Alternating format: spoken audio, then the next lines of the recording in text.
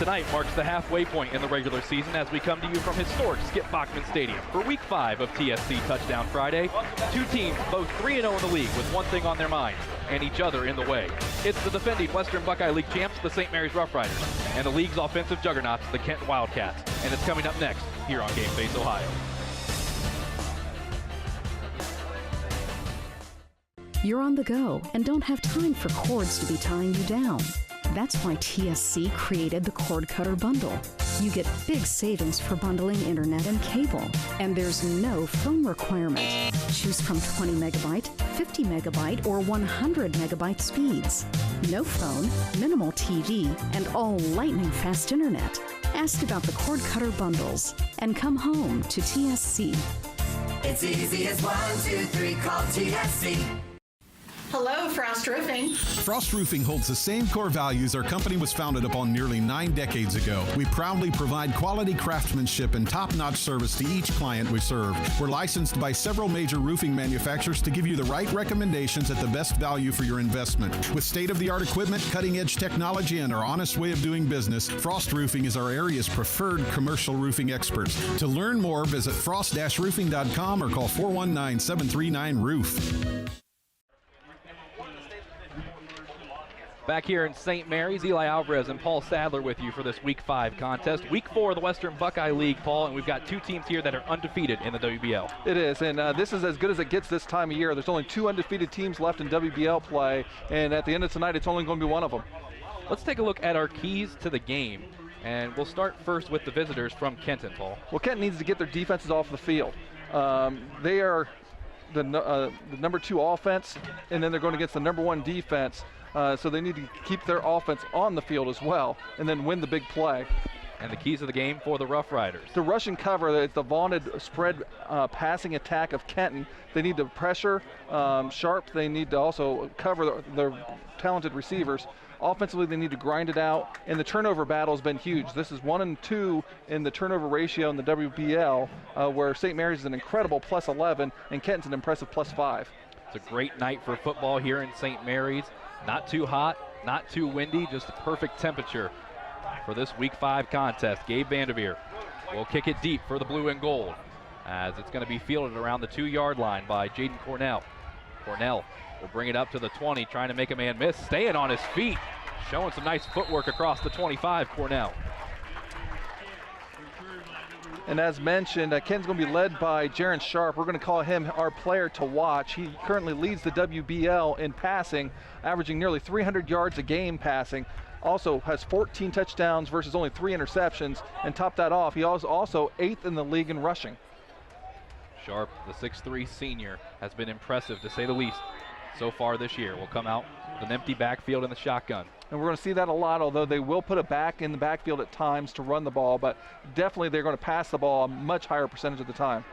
Sharp with time to throw. He's got a man down the field. It's Cornell, but it falls incomplete around midfield. And here's the defensive starters. Now, against Kenton, you traditionally don't play your normal starters in the normal spots. A lot of times you got 3 down linemen, and then you go with an extra defensive back, and that's what it looks like they have in there with only a 3-man rush. And a bad snap. And it's Sharp that's going to have to go all the way back to the 2 and pick it up. Now he's in the end zone trying to get rid of it. Are they going to call that a fumble and a recovery, or a flag's coming in for intentional grounding? It's going to be intentional grounding, and because it's in the end zone, that would make that a safety. How about that? He was not ready for the snap, and it is a safety. St. Mary's is going to get 2 points very early in this one. And we talked about before with the keys to the game, turnover battle will come into play. And early in the game, 22 seconds into the game, the first turnover results into 2 points for the St. Mary's Roughriders. So in a game we thought coming in would be all about offense, it's a defensive play that gets the first points on the board. Well, truth be told, it was really an offensive play. It was just a miscue on the offense. The St. Mary's defense obviously rushed Sharp a little bit to where he felt he needed to try to get rid of that ball. For him, he picked it up just in a wrong spot too. Unfortunately, it just barely got into the end zone. If he was inside outside the end zone, still would have been intentional grounding, but it wouldn't have been 2 points. And it looked like when Sharp was going back for that, he was trying to make his mind up whether he should jump on it or pick it up, and kind of waited to the last possible second.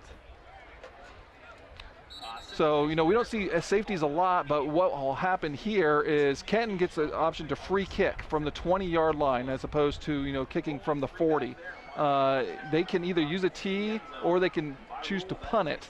And it looks like they're going to choose to kick it off the tee. You see a lot of more like pros and colleges opt to punt instead.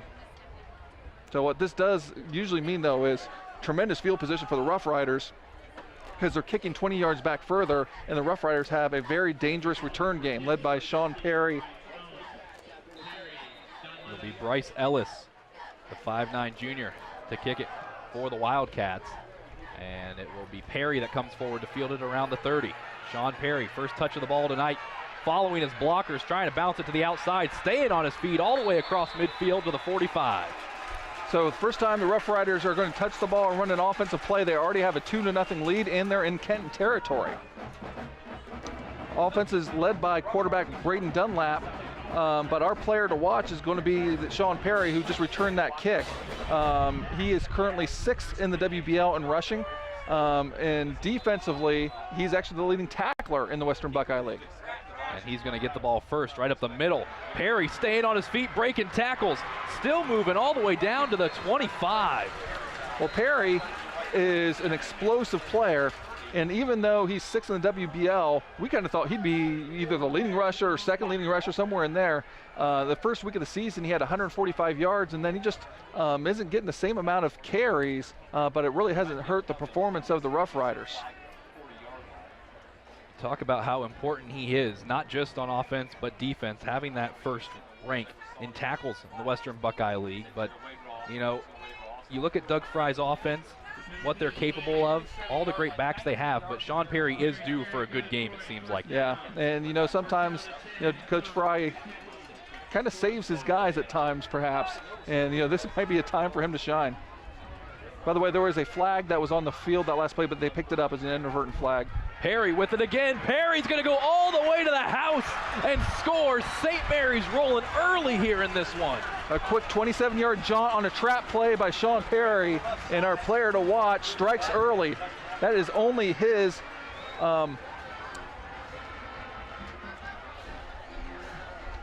check that. 4th touchdown rushing of the year. And Gabe Vanderveer will come on to try to make it 9. And the kick is straight through the uprights. So St. Mary's up early with 11:08 to go in the first quarter, 9-0 over Kenton.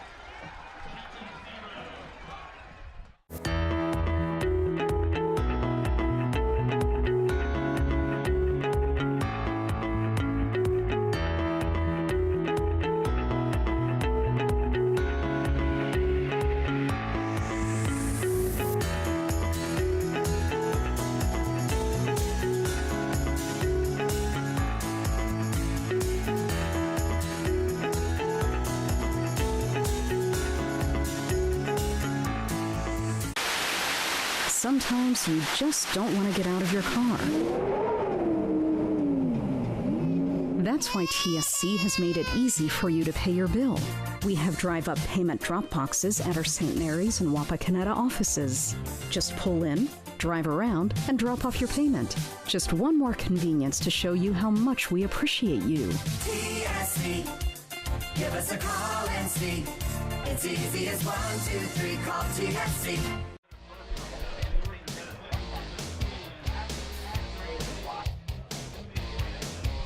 What a start for the St. Mary's Roughriders. Offensive miscue ends up in a safety, and then on their first official drive of the game, takes them 2 plays, 22 seconds, and Sean Perry goes 27 yards to make it 9-0. Well, 52 seconds ago in game time, St. Mary's kicked off, and now they're up 9-0. Vanderveer will boot it deep again. It's going to be fielded around the 5-yard line. It's Eversole.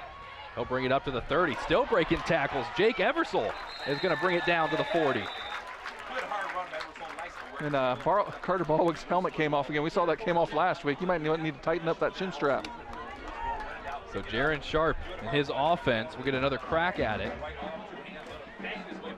After a miscue like that, really ends up being a 9-point miscue for the Wildcats. They got to get back on track.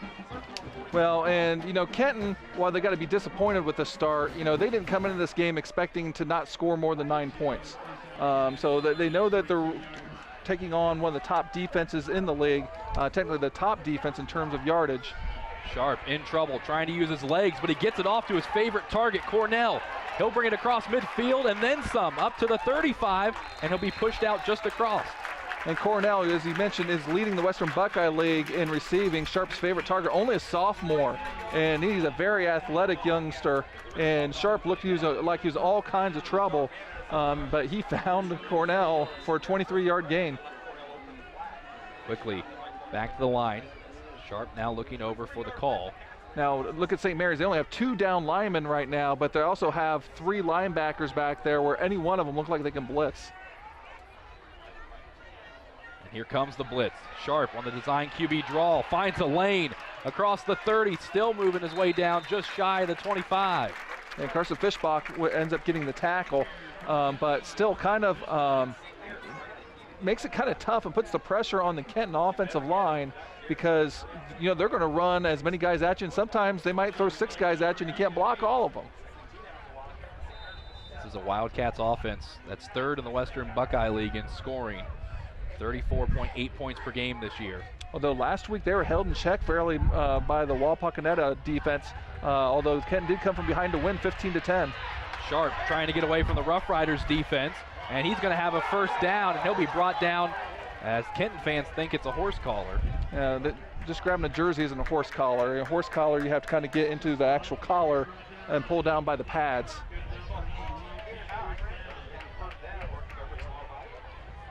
So, but Kenton, no slowdown right here. It's blown in for play, and the ball's being snapped. This one to T-Bull. He's going to try to bounce it to the outside. Noah T-Bull is going to bring it down across the 10. Now, he's listed as a wide receiver, but he's definitely their primary running back. That's his 25th rush on the season versus he has only 2 receptions. So, he is their de facto running back, along with probably Jaron Sharp.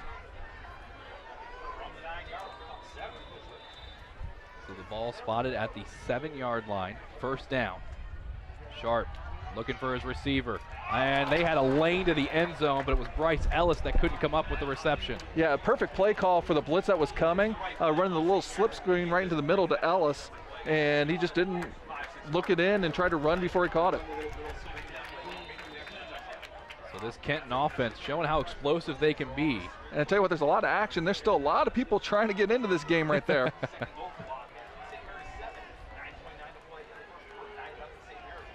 Sharp, again, empty backfield. Dropping back, looking to throw. He's got his man, and it's enough for the touchdown. Jaden Cornell puts the Wildcats on the board. Yeah, and he is the leading receiver in the WBL, but also that's his league-leading 10th receiving touchdown on the year. So undaunted by the safety and giving up the quick touchdown, Kenton looks really impressive marching down the field themselves, and they find the end zone. And that was a real impressive route too. We used to call that a fin route, where Cornell went inside, pivoted, and then went to the outside. Tough to cover. The extra point is good by Ellis. 9-7, St. Mary's leads it early in this one.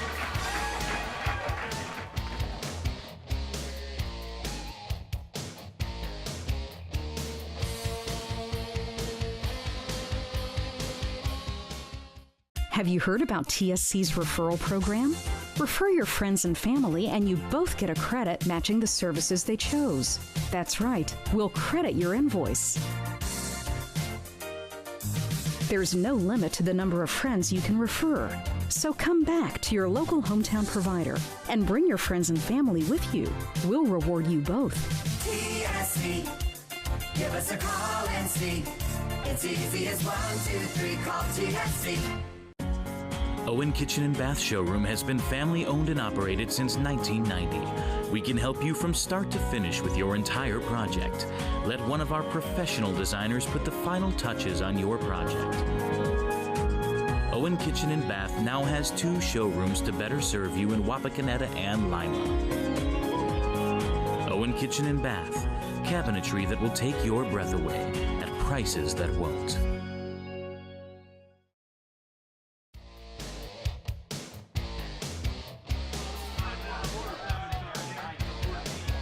back here in St. Mary's as the Kenton Wildcats get some points on the board. 6 plays, 58 yards, capped off by a 7-yard reception from Jaden Cornell as the ball's blown off the tee. Will reset momentarily. That drive only took 1 minute and 37 seconds off the clock for the Wildcats. They're effective when they're moving fast, Paul. Well, barely 2.5 minutes in the game. We've had a lot of action. We have 3 scores already. And we do need to point out, that ball just blew off. There is a little bit of a breeze. I mean, not enough to where you think it would make a major impact, but just something to keep an eye on.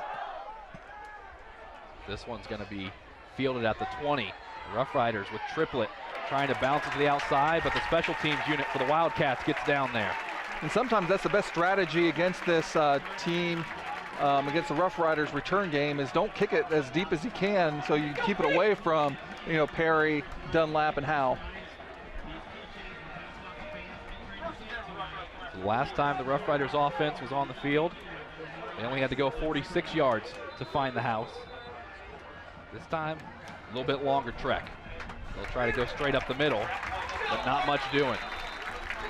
Kenton, they say they play the 4-3, but against St. Mary's, it's going to look like a 6-1, where their outside linebackers will line up on the tight ends, and they'll have the middle linebacker, which will be Luke Fackler, that's going to look to try to clean up everything. You can get a look at Fackler right there. Dunlap will hand this one off to Ty Howell. Howell trying to cut back inside, still moving his feet. Did a great job to get close to the first down. He's going to be just short. And why Colin Morris ended up making the play, it was really Julian Weaver, the cornerback, that did a good job just kind of feathering that play out a little bit to make him cut back into the pursuit. And I'll say this too, Paul. Not only is it a great night for football, beautiful weather outside, this atmosphere here at Skip Bachman, at least here on the away side where we're at, the Kenton faithful, they have traveled great for this one. Yes, they have, and it's homecoming night, and St. Mary's has a really big crowd here tonight. So, yeah, this is a big game, and it's been a big turnout for it. Dunlap on 3rd and short will give it to the ever-reliable Sean Perry, and he'll pick up the first down. So that's what you want those 3rd and shorts for, to have a more manageable 3rd down to pick up, and the Roughriders move the chains.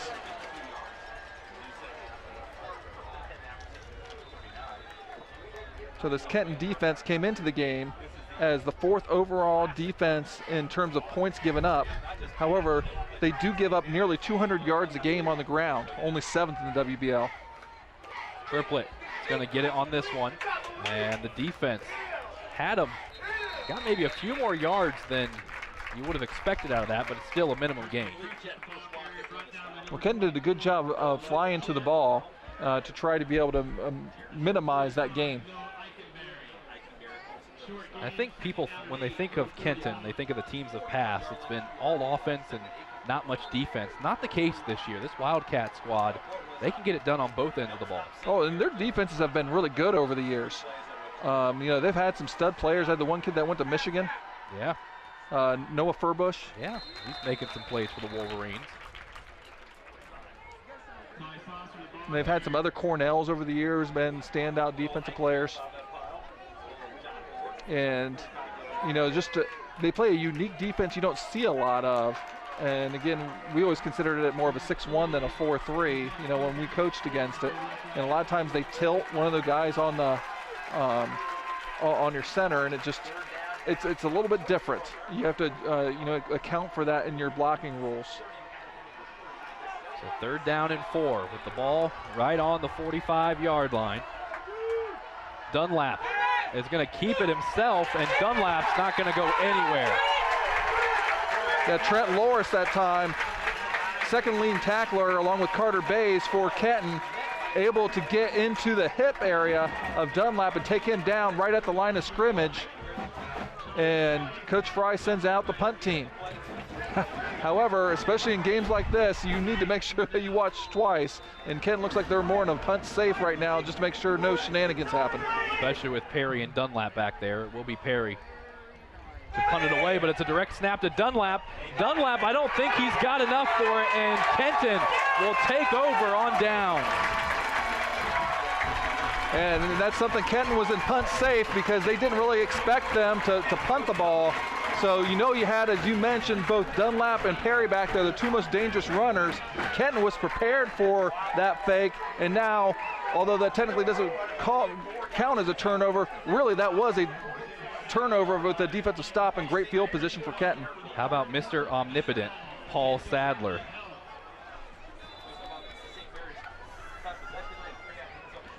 So Kenton will have a 1st and 10 from the 47. Sharp dropping back, in trouble. The rush is on him, and he just has to throw this one away. So I don't know if we can get a look at that before. With the blitz, St. Mary's is sending 6 guys, and there's only 5 linemen to block them. So Sharp's going to have to make a really quick decision, or he's going to run for his life. One of the two is going to happen because they're sending more than they can block. But what they do is they're inconsistent about it. They don't always send those 6, but they can send those 6. Any one of those 6 can go at any time. Here's a quick pass out to Landon Rush. Rush moving his feet all the way across the 35.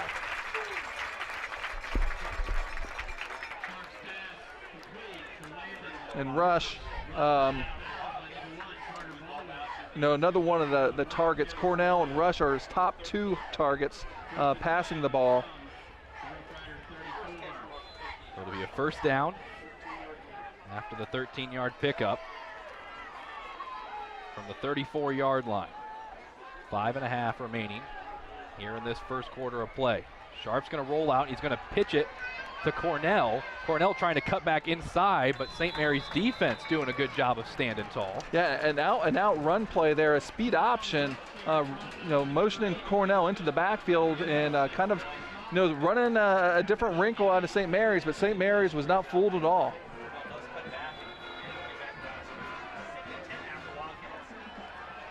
Sharp under pressure again. Gets this one off to Ellis. Room in front. Blockers helping him along the way to the 15, 10. Bryce Ellis brought down at the 5, but a penalty marker coming in. I think they're going to call a hold downfield on Kenton, but that's still going to, they'll wipe off a lot of the run, not quite all of it.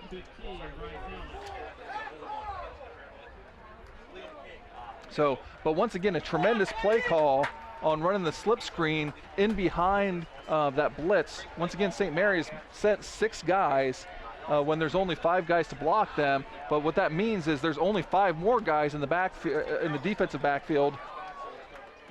As we can see, look at all the blitz, and there's not many people left. So they got them outnumbered. Perfect call, but they're going to call a hold right there, I think, on Rush. So because it's a spot foul, it gets moved back, and it will remain 2nd down, but now 2nd down and 2. Ball at the 26-yard line. 4:50 and counting remaining in this first quarter. 9-7, St. Mary's. Sharp will throw, and it's incomplete. Sharp took a shot from Eddie Fowler before he let that one go. That's the 2nd drop we've seen for Kenton. And other than really hurting themselves, they've looked really well. A bad snap and 2 drop passes. Otherwise, Kenton has looked really sharp. No pun intended. 3rd and 2. Sharp will look to the sideline for the play call. In these situations, you have to look out for 10 keeping the ball and running himself. He's going to throw it out to Cornell, and he's going to, looks like, have enough for the 1st down. So while, again, those don't count as runs, for Kenton, that's as good of a run. That's just almost a short little pitch to the guy just outside the tackle box for the most part on that little bubble screen.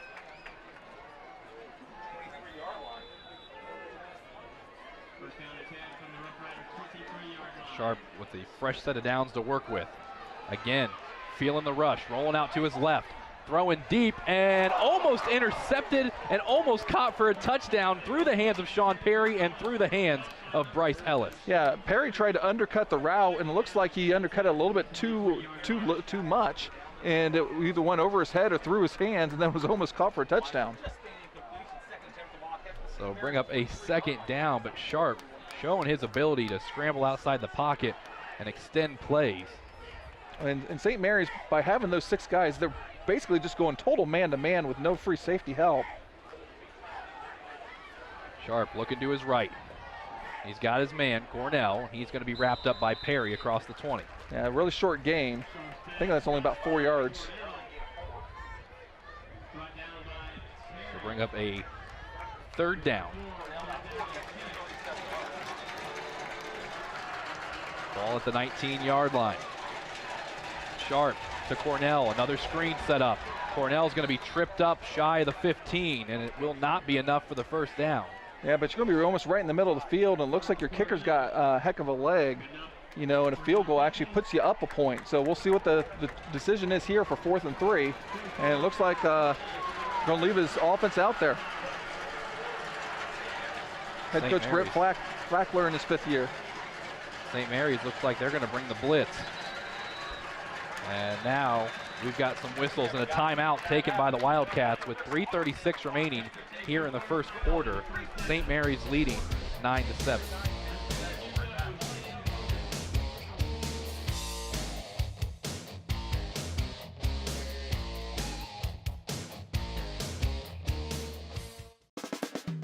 Stars and Stripes Graphics is your local screen printer located just east of the St. Mary's Memorial High School.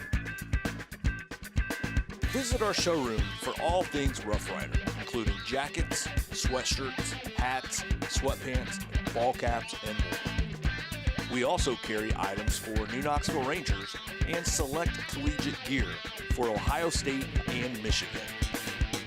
Stars and Stripes Graphics, your local screen printer. Strength is about so much more than the body. It's about being together, serving, sharing, and caring for those around us. It's about keeping score in the heart rather than on a scoreboard. Be a part of a community that builds more than your body. At the Wapakoneta Family YMCA.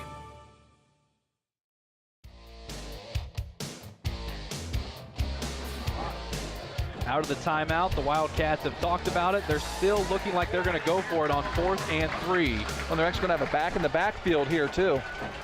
Kind of unusual look here for Kenton. It's Noah Thibault right behind him, and Sharp's going to keep it, throw it out to Cornell, and he's going to have to lunge for the 1st down.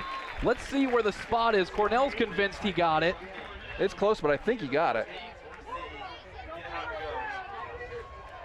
Well, it's going to be spotted at around the 13-yard line.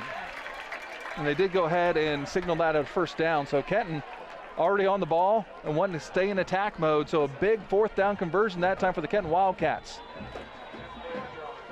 Play number 10 of this drive. Sharp in trouble. Sharp's going to be brought down. Great job by the St. Mary's defensive line. Well, that time he was kind of indecisive about what to do with it, and you were indecisive against this, you're going to get tackled. Schlosser in there, and I think Sawmiller combined for the sack. So as we approach 3 minutes to go in this opening quarter, what a game this has been so far. Sharp needs 16 yards for the 1st down, 19 for a touchdown. Dropping back, looking to his left. Down the middle of the field, it's caught for a touchdown, the junior Landon Rush. Beautiful pass on the post route. That's the 4th touchdown reception of the year for Landon Rush.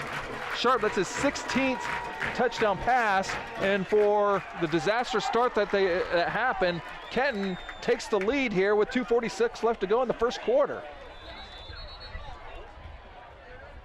Now we've got whistles and a stoppage, as looks like they're going to send Fishbach out of the game. I know maybe he's got some scratch or some blood that needs to get cleaned up. Well, buckle up, ladies and gentlemen, because this one is going to be entertaining if it's like the 1st quarter.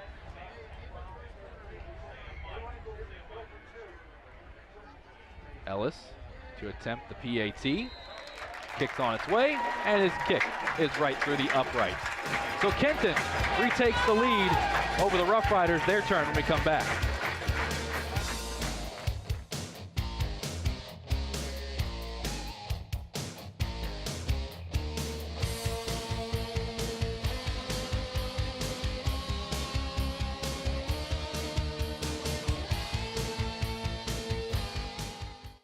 At Minster Bank, we understand that life can get hectic. That's why when it comes to your banking, we offer the services that make your life simpler with tools like person-to-person payments, Pop Money, mobile and online banking, and bill pay. But most of all, Minster Bank is a supportive member of your community with personal relationships and customer service that reach outside of our branches. Minster Bank, helping people achieve financial success. IC Signs designs, creates, and installs custom eye-catching signs. We use state-of-the-art technology to produce indoor and outdoor signs, LED message boards, and vehicle wraps. We can also help you with LED light conversion, sign refurbishing, custom t-shirts, promotional items, and your print needs. Whether you know what you want or have no idea, trust the experience of IC Signs. Call IC Signs at 419-738-6640.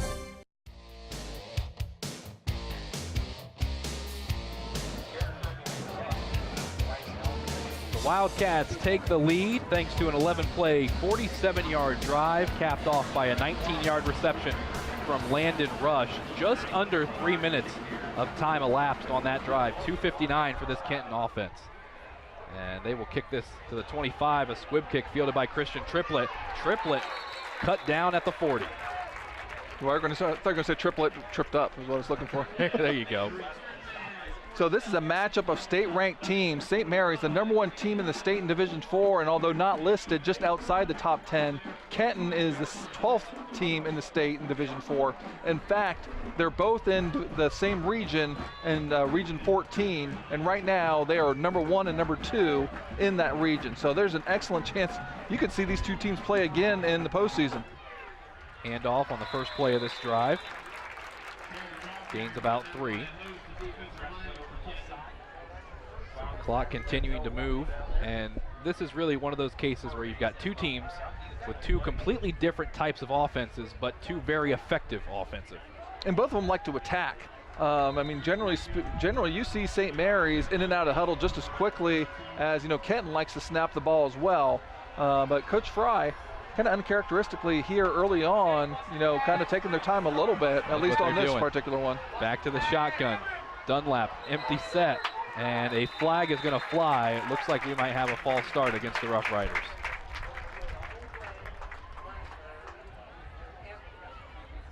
So just as we talk about how different these offenses are, Coach Fry sends them out in an empty set. Well, we saw these guys against Ottawa Glandorf run that as their primary offense. And Braden Dunlap is pretty versatile and can be very dangerous in that shotgun setup. Whether they come back to that or not, we'll see. But, he can be very effective, and it looks like they are going to keep him back there. Dunlap 7th in the Western Buckeye League in passing. He'll send Perry in motion, and he'll keep it himself off a design QB draw. And he lost the football. It's picked up by Kenton, and St. Mary's, for the second possession in a row, gives it back to the Wildcats. Well, this time this one does count as a turnover. And that is very odd for St. Mary's. That's only their 3rd giveaway of the entire season. Here we can see the replay, keeping it on the read option, and then gets hit. Looks like that was Carter Bays that knocked it loose and jarred it away, and Kenton is in business. Starting in St. Mary's territory once again. The momentum swing just in this first quarter alone has been amazing. The Roughriders come out, they force a safety, then they get a quick touchdown from Sean Perry, but since then it's been all Wildcats.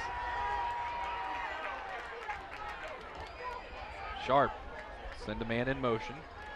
Reverse. It is a reverse. It goes to Cornell. Now he's going to throw to Sharp, who's open at the 35, makes a man miss and gets down close to the 25. And I tell you what, that play's in vogue. You had Philadelphia Eagles run that in the Super Bowl last night. Baker Mayfield splashing on the scene with running that with a 2-point conversion. Well, they had brought Brian Blankenship in motion. He pitches it off to Cornell, and they find Sharp. So after the 11-yard pickup, it's 1st and 10. Sharp deciding to keep it. The wrong decision as he's brought down by a host of Roughriders. Well, he was just holding it, trying to figure out what read to do, and by that time, Lucas Walter was on top of him, and there was also a Rough Rider on his read man, and there's just no good option left. So second down and 15, ball at the 32, a minute remaining here in the first quarter.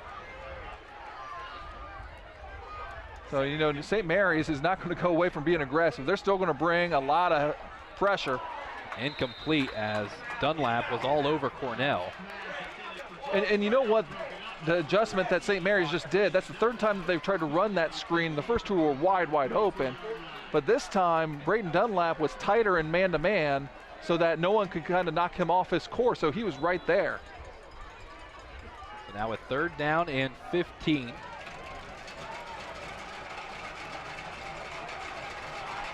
Sharp going to drop back, looking to his left. He'll throw. It was a timing route, but Cornell wasn't ready for it. I want to tell you what threw off that timing was Blake Knorr. He had a nice swim move there in the middle of the line and got right up in the face of Sharp, and he threw that probably earlier than he wanted to.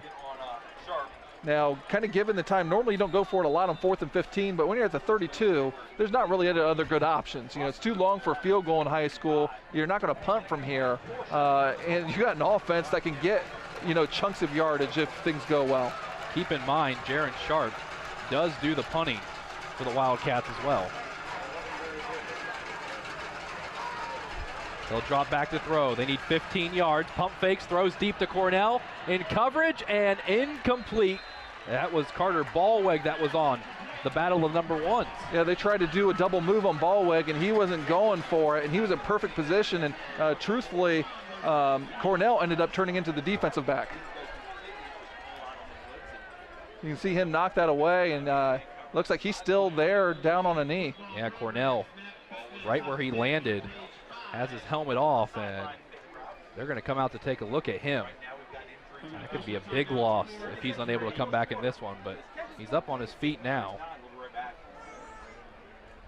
As they attend to him with 40 seconds remaining here in the first quarter in a 14-9 lead for the visiting Wildcats.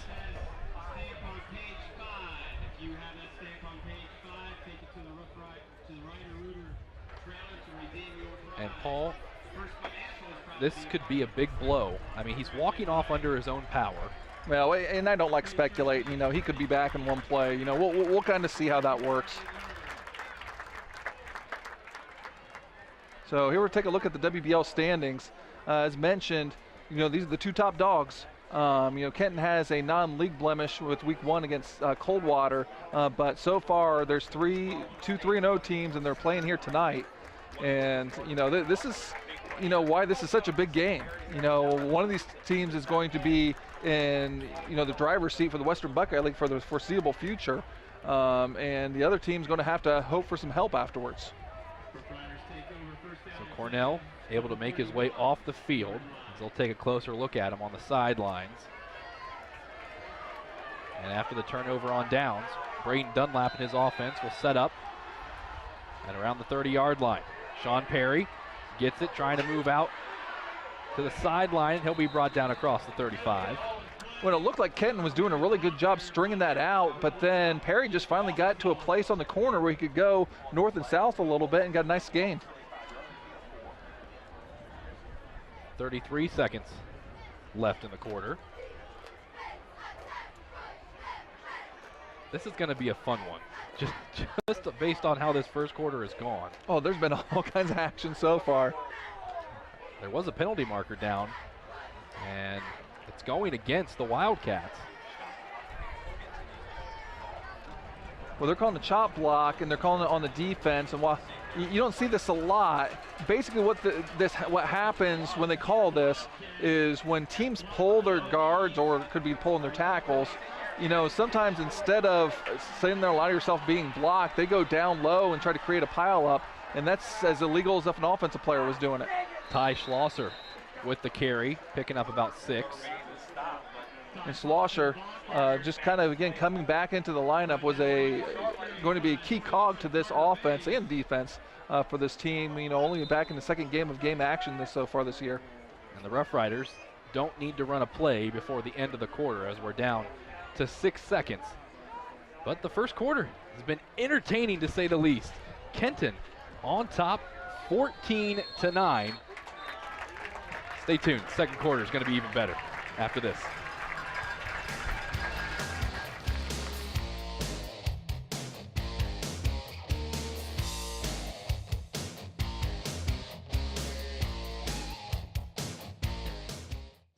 You're on the go and don't have time for cords to be tying you down.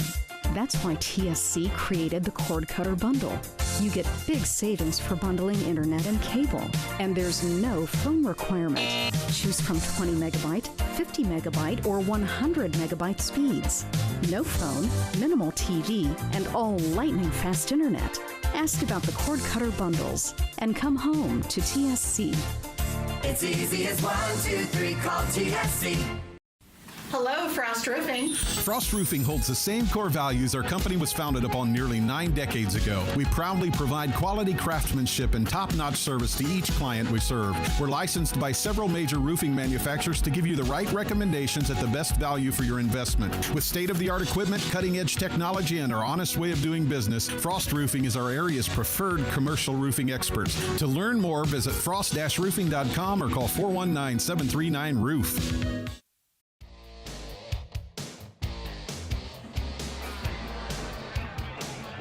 So we've switched ends of the field. Second quarter about to get underway. It's going to be a handoff to Sean Perry to start things off. And Perry's going to pick up the first down and then some across the 35. And Kenton had their arms like on his legs right at the line of scrimmage, but you're going to have to get a solid piece of Sean Perry to be able to bring him down. So the Roughriders, after the 10-yard gain, looking to take control of this one, getting some points on the board, but this is a Roughriders squad that hasn't been tested. Besides last week's game, you look at the first 3 weeks of the season, 35-7 over Sydney, 49-6 over OG, as Dunlap's going to look deep for Ty Howe, and Howe, just over his outstretched arms, falls incomplete. And then you look at week 3, the Roughriders a 38-6 victory over Van Wert. And then last week happens, and Shawnee goes for 2 to win the game. Johnny Caprella fumbles as he's reaching out to score the touchdown, and St. Mary's caught a break. But that really wasn't a dogfight from start to finish. This one has the makings of being a dogfight from start to finish, Paul. Well, and I know they came into this game knowing that this is going to be a heavyweight fight. And, you know, so far this has lived up to everything we'd hope it would. Perry gets the pitch, moving to the outside. Sean Perry with a nice pickup for the Roughriders. Interesting formation that time. You know, they went heavy to the right-hand side, then ended up running the sweep to the weak side, and by bringing the 2 guards to the short side, they actually were able to outflank the Kenton Wildcats and get a good gain.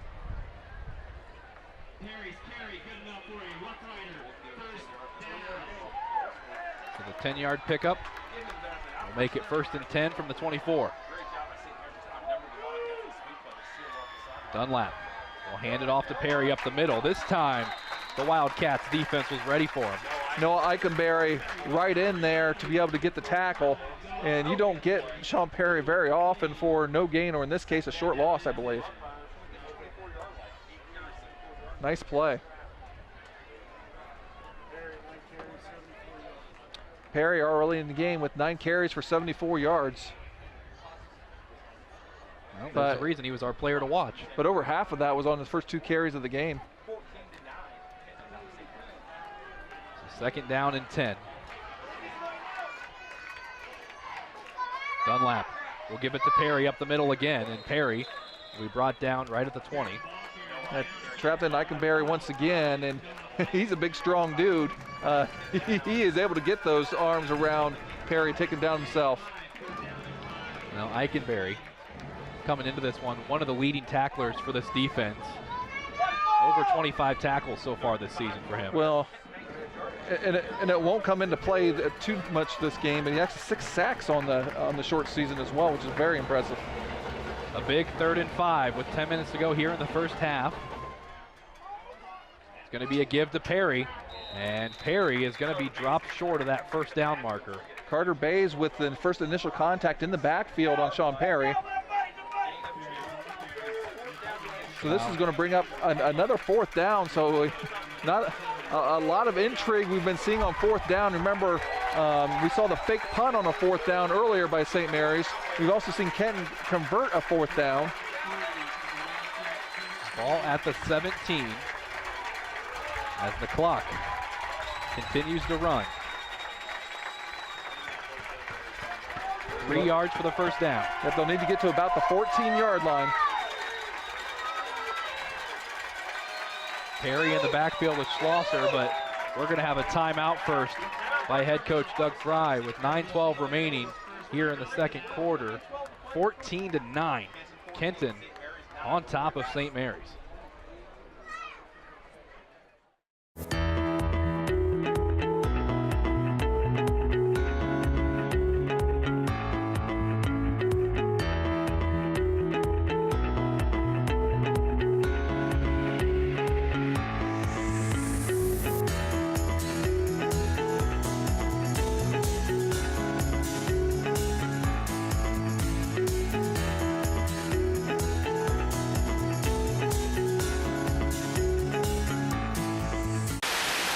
Sometimes you just don't want to get out of your car. That's why TSC has made it easy for you to pay your bill. We have drive-up payment drop boxes at our St. Mary's and Wapakoneta offices. Just pull in, drive around, and drop off your payment. Just one more convenience to show you how much we appreciate you. TSC, give us a call and see. It's easy as 1, 2, 3, call TSC. 4th down and 3. Roughriders took a timeout to talk it over. It's going to go to Perry, trying to bounce it outside. Sean Perry tripped up, but did he get enough for the first down? Yeah, I believe he did. We'll wait to see, make sure that they spot it, but if he need to get to 14, yeah, they're officially signaling it a first down, so. The Roughriders with a key 4th down in the red zone to keep their drive alive. As we watch the replay, Perry gets hit right there and tripped up, but he's able to fall forward and get enough. If he didn't fall forward, he would have been short. 9 minutes remain here in the first half. This ball is going to go straight up the middle, pick up a few yards. They're running the trap, but Kenton did a good job collapsing that hole. There wasn't much for much of a gap for Schlosser to squeeze through there at all. Now we're going to have an official timeout for an injured Wildcat. Trying to limp off. It's Noah Leffler, the 5'9" senior. He's listed as a linebacker, and he's going to need some help coming off the field. And he's got some beef to him at 225, and you need some size to kind of hold your own against this battering offensive line of the Roughriders. He'll be attended to on the sideline. And St. Mary's offense will continue this drive. Play number 11. Dunlap is going to hand it off to Schlosser up the middle. Again, minimum yardage picked up. I tell you, I've said Carter Bay's name quite a bit, and he just is darting in, although he's got his helmet off and is trotting to the sideline right now. But you know, he's been throwing his body and getting some disruptive plays in the backfield. So 3rd and 5, the ball at the 8-yard line. The Roughriders only 1 of 3 on 3rd down conversions tonight. From the full house backfield. Dunlap will give it to Ty Howell, and Howell was wrapped up initially. Did he break the tackle, or did the ball come loose? Now that one I thought might have been a horse collar. Maybe. We'll kind of wait till see the replay, but regardless, that's going to be short and going to make it a 4th down again, and the Roughriders going to keep their offense out there. We'll see the replay here, see if we can get a nice look. Yeah, I thought so, and I couldn't tell. His knee must not have went down. It's pretty good effort by Howell to be able to maintain his balance, but this does bring up a 4th and I believe a short 4.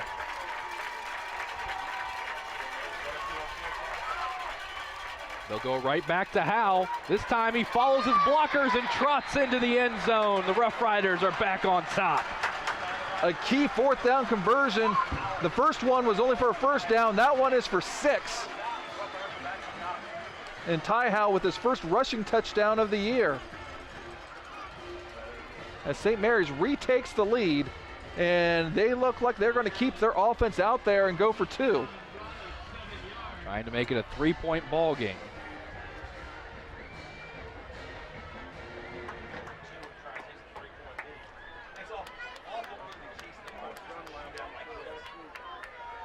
Dunlap with Triplett and Perry behind him. And he will give it to Sean Perry. Perry is going to be stopped just short of the goal line.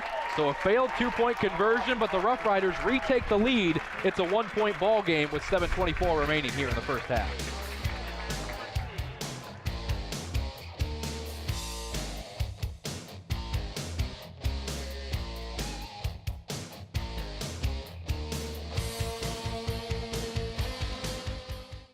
Have you heard about TSC's referral program? Refer your friends and family and you both get a credit matching the services they chose. That's right, we'll credit your invoice. There's no limit to the number of friends you can refer. So come back to your local hometown provider and bring your friends and family with you. We'll reward you both. TSC, give us a call and see. It's easy as 1, 2, 3, call TSC.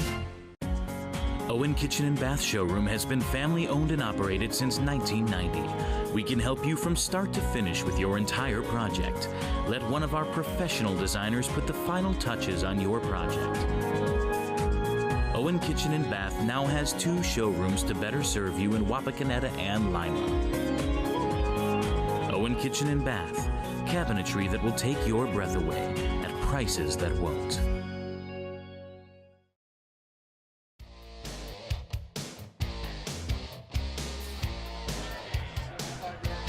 The Roughriders retake the lead. It was a 5-minute, 16-second drive, 13 plays, 68 yards, and Ty Howe ran it in from 7 yards out to give the blue and gold a 15-14 lead. Eli Alvarez and Paul Sadler here with you. So big night for football. Yeah, big answer there for the Roughriders, who had given up 14 straight points and appeared to have lost momentum, but were able to regain some momentum. Looks like St. Mary's going to be offsides there, so that blew the play dead, and they'll move back 5 yards and re-kick. Something you don't see very often. Well, we hate to say it, but these are 2 of the more penalized teams in the Western Buckeye League. St. Mary's came in the 8th most penalized team in the league out of 10 teams, and Kenton is actually the most penalized team in the Western Buckeye League. So St. Mary's will go from the 35 now. Gabe Vanderveer, he has the leg to kick this one deep, and the question is, do you want to with Jaden Cornell standing down there at the 15? Well, Cornell, might not be deep enough. And Cornell actually is perfect right at the 15-yard line is where he'll start his return, bringing it up the St. Mary's sideline and walking it out of bounds at the 31.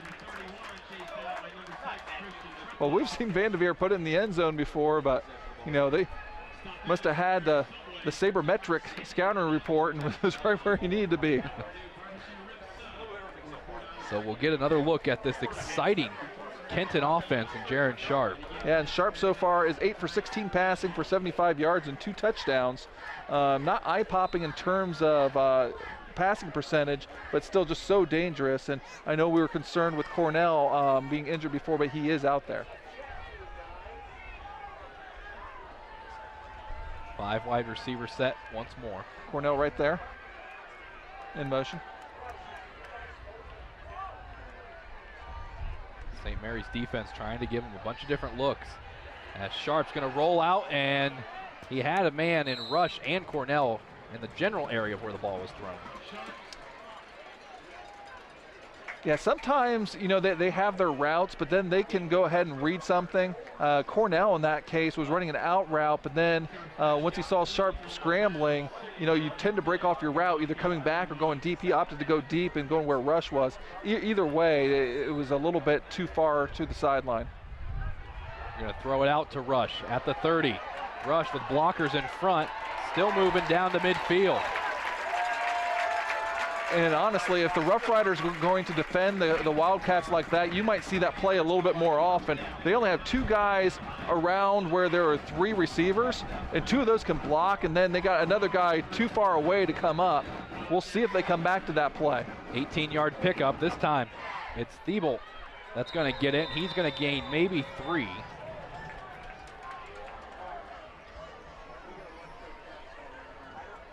As the Wildcats will, again, hurry back.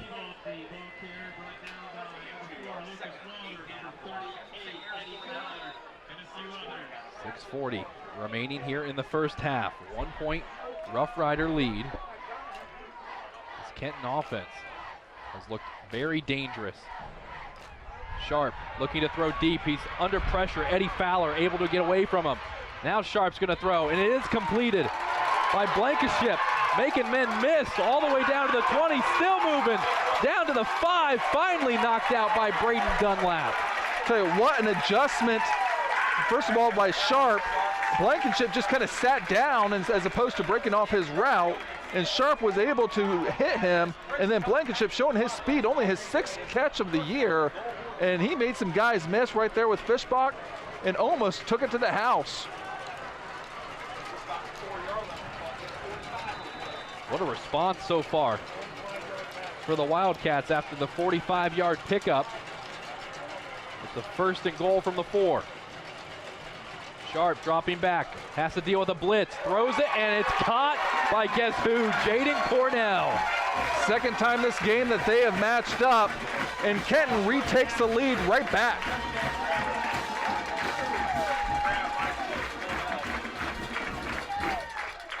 The 4-yard reception. Cornell. And there wasn't a big window to get that ball in there, but he was able to get it in, and now Kenton appears to be going for 2. Now it's a 5-point ball game, trying to make it 7.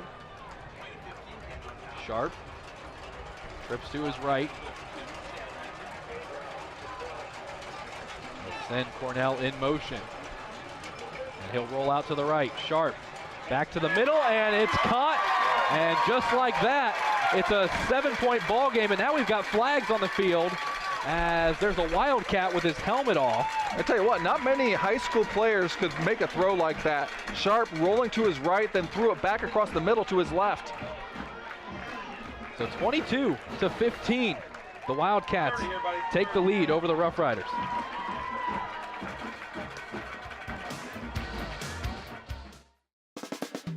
Stars and Stripes Graphics is your local screen printer located just east of the St. Mary's Memorial High School.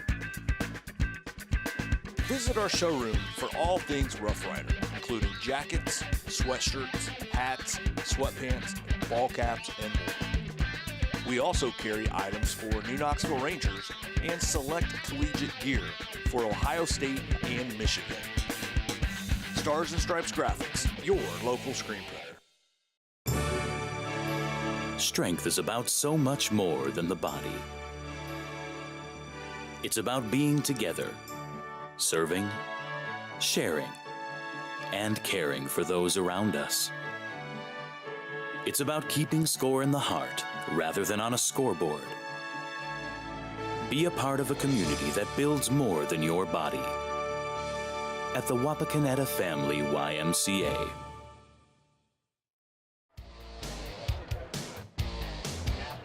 .610 remaining in the first half. Kenton was an impressive drive to give themselves a 22-15 advantage, and it was Jaden Cornell that caught the 4-yard reception from Jaron Sharp. I tell you what, there's even action here, you know, between scores, as we had both coaches on the field, you know, representing both teams, and we're not exactly sure what happened, but we know the end result is Kenton was assessed a 15-yard penalty, so they're going to be kicking off from the 25-yard line. So again, Kenton has 5 penalties for 70 yards, as we mentioned coming in, they are the most penalized team in the Western Buckeye League. Well, at the end of the 2-point conversion, the senior, Jacob Jolliffe, for the Wildcats, came walking off after an altercation. It looked like he had his helmet torn off, but the penalty is going against the Wildcats.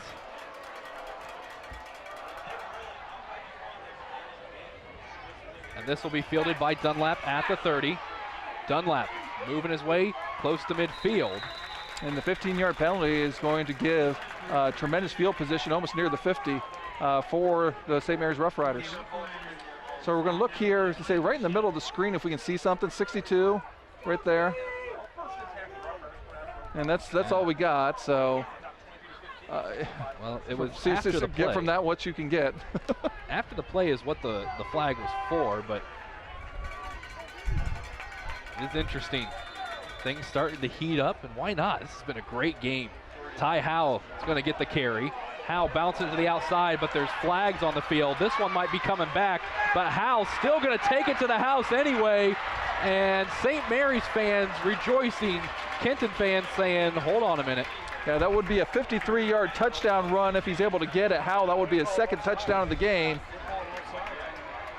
Is this one going against the Wildcats? There's been no official signal made. And it looks like it's going to count. It's going to be on Kenton. They're going to call them for that chop block once again. The Kenton faithful are not very happy because they was just assumed, as I think many people did, that there was just going to be a hold call that would nullify that. But that was not the case. And Howell scampers to put the Roughriders back up. 53 yards. Wow. Well, Vanderveer will come on to try and tie it up. This game literally has had everything. Well, I mean, that was an anticlimactic touchdown because I think everyone just assumed that, well, that's going to be coming back. And, Ty Howell, he wasn't going to because he saw 6 in front of him, and he accelerated into the end zone. How about that? Roughriders, extra point away from tying it up. Nice hold.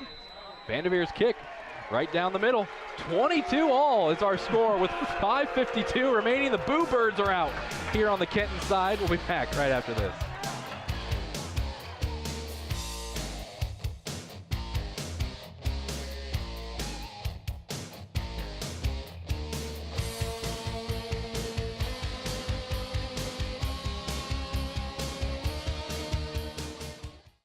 At Minster Bank, we understand that life can get hectic. That's why when it comes to your banking, we offer the services that make your life simpler with tools like person-to-person payments, Pop Money, mobile and online banking, and bill pay. But most of all, Minster Bank is a supportive member of your community with personal relationships and customer service that reach outside of our branches. Minster Bank, helping people achieve financial success. IC Signs designs, creates, and installs custom eye-catching signs. We use state-of-the-art technology to produce indoor and outdoor signs, LED message boards, and vehicle wraps. We can also help you with LED light conversion, sign refurbishing, custom t-shirts, promotional items, and your print needs. Whether you know what you want or have no idea, trust the experience of IC Signs. Call IC Signs at 419-738-6640.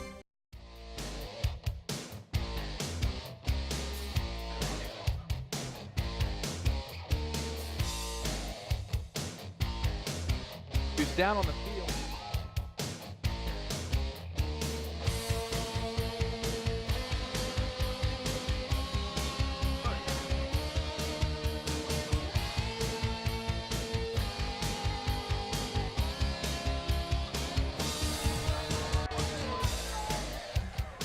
Back here at Skip Bachman, some confusion once more during the commercial break as Vanderveer gets this one all the way down to the end zone. He kicked it from the 45. So there was a 15-yard penalty. Now, on the previous play, there was a 15-yard penalty for a chop block. However, I don't think you could carry that over to the kickoff. I would have thought that if you accept it or you decline it, for that play. And I didn't realize that changes over to change of possession, but hey, yeah, you would think learn something every day, I guess. You would think if it carried over to anything, it'd be the point after attempt. You're right. And not the case, apparently, unless we missed a flag on the point after attempt, but I didn't see anything. Well, either way, this has been a really entertaining game, and it's still, halfway through the second quarter. Be ready at halftime. We've got a heck of a scoring drive to give you. As Sharp's going to throw it deep, and it's caught by his favorite target, Jaden Cornell. And I tell you what, that was a tremendous catch. You know, I mentioned on that two-point conversion that Sharp made a pass that you don't see a lot of high school players catch or throw. You don't see many guys make catches like that above their head with their hands like Cornell just did. Well, there's a reason he's #1 in the Western Buckeye League in receiving yards. So Sharp, go back to work. 5.5 remaining here in the first half. He's going to pump fake, now throw deep. It's Landon Rush that makes the reception, tiptoeing the sidelines across the 45. Well, that was one of the few times there they called a wheel route, and that was a called play. You know, sometimes they read that, but in that case, Rush ran the wheel route, or an out and up if you want to call it that. That was called right from the beginning. 20-yard pickup on that reception by Rush. How about this game? It's just response after response by these two offenses. And quite frankly, both defenses are pretty solid. Well, now we've got a timeout by Coach Fry's squad with 5:25 remaining here in the first half. We're tied up at 22 apiece in this Week 5 matchup here from Skip Boxing.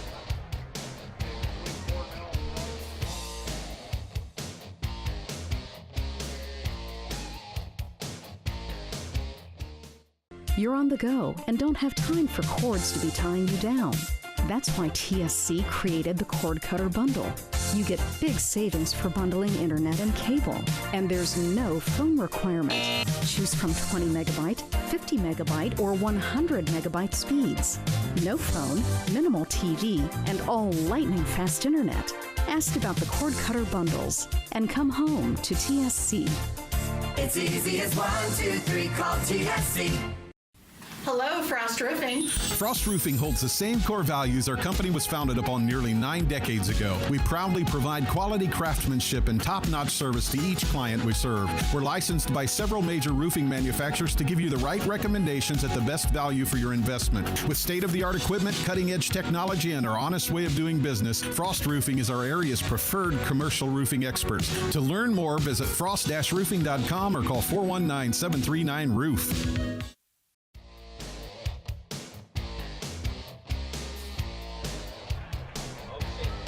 5:25 remains here in the first half as the Kenton offense starting to drive.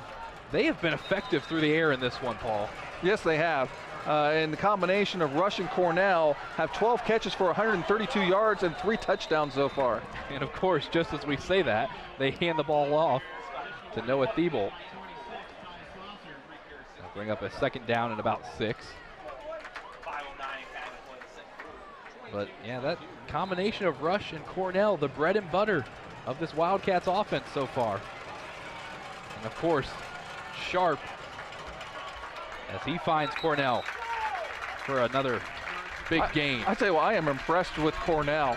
Not only his hands, but he's got some acceleration too. You know, watch this, just a quick little out route, turns and goes up the field really quickly. Speaking of really quick, back to the line of scrimmage. Sharp looking out into the flats, and this one falls incomplete. They were looking for the junior Bryce Ellis. And that time you had a really long throw across the field, and Ty Howe was dangerously close to be able to kind of get in the mix when the ball was in the air. Get a look there at Ty Howe, he who had just had his second touchdown rush just a few minutes ago. 53 yards. The young man back out there on defense. Didn't need the oxygen. Well, they're not all listed as starters, but there's a lot of guys that play both ways. You know, Dunlap, Perry, Howe. And this one's going to go to Cornell, and it was over his head. He's able to make the reception, but he's going to be brought down for possibly a loss, maybe a yard, yard and a half. And that's that freshman Tanner Howe gets in there, and then the slip screens, the St. Mary's Roughriders have made the adjustment to this play.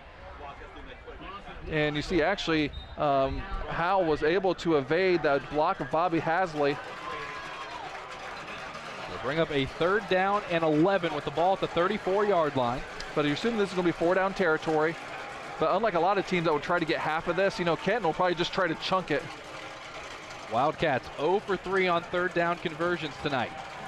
Sharp has a lot of time. He's going to throw to the end zone. He's got rushed, but he overthrows him. And, a rare error on Sharp's part.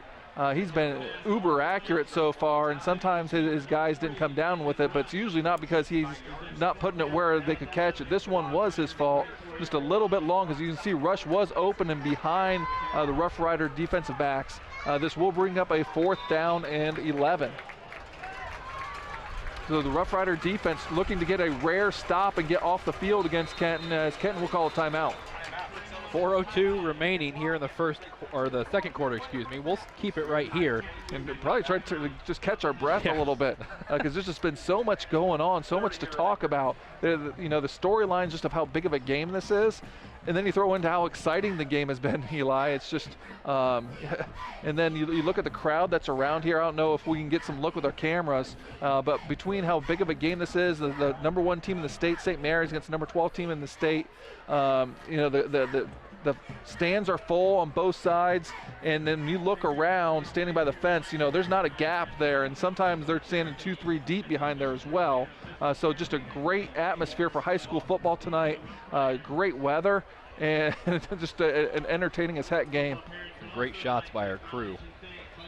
Yeah, that's one thing that goes into it. Obviously exciting offenses, big plays, but if you don't have the fans backing you up after every play, it just almost doesn't seem as right. But these two schools and their communities have come out to show the support here in this one.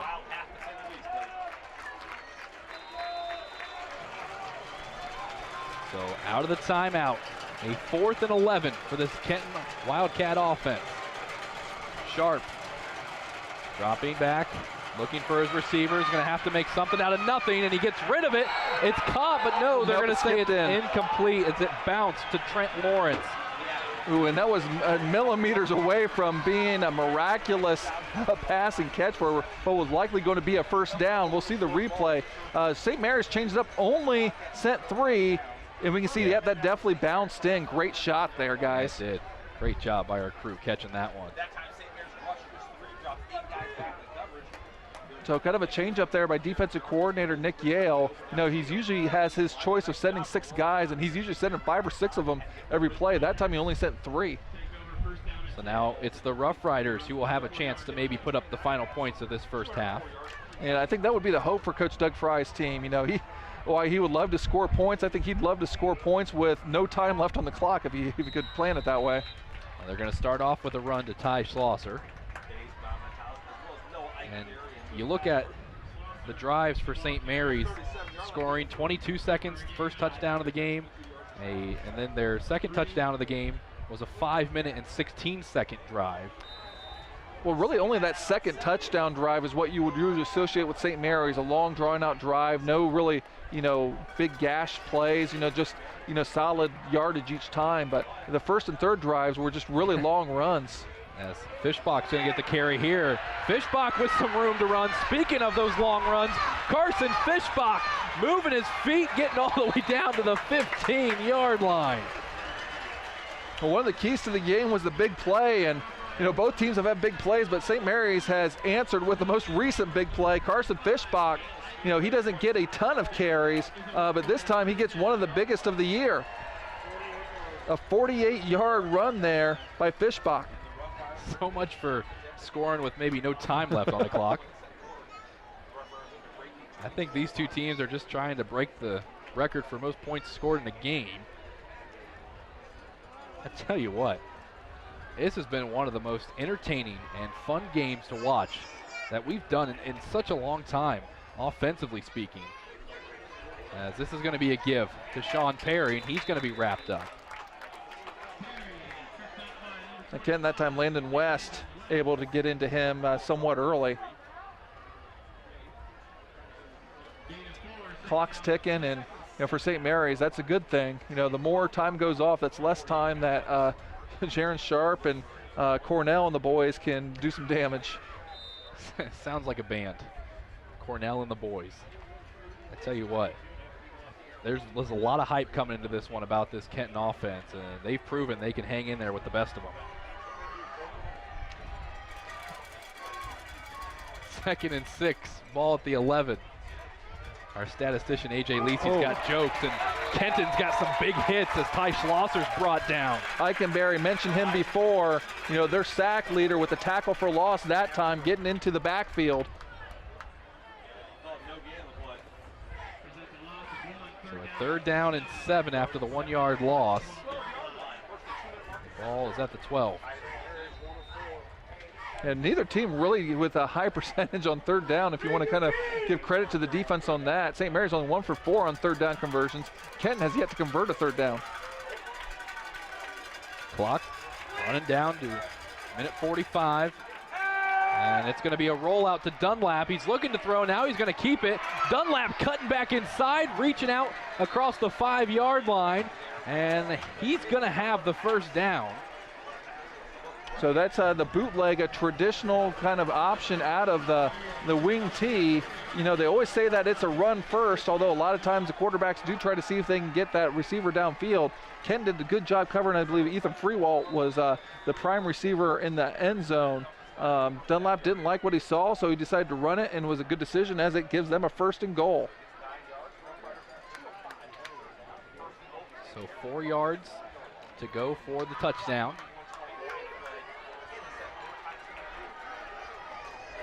Dunlap will keep it himself. He scored plenty on that design play. He thinks he's in, and the officials make it official. Braden Dunlap with the 4-yard keeper. That's his 8th rushing touchdown of the year, and St. Mary's goes on a little mini run of themselves as they take the lead again. 4 touchdowns in the first quarter, or I'm sorry, 3 touchdowns and a safety in the first quarter, 4 touchdowns here in the second quarter for these 2 teams.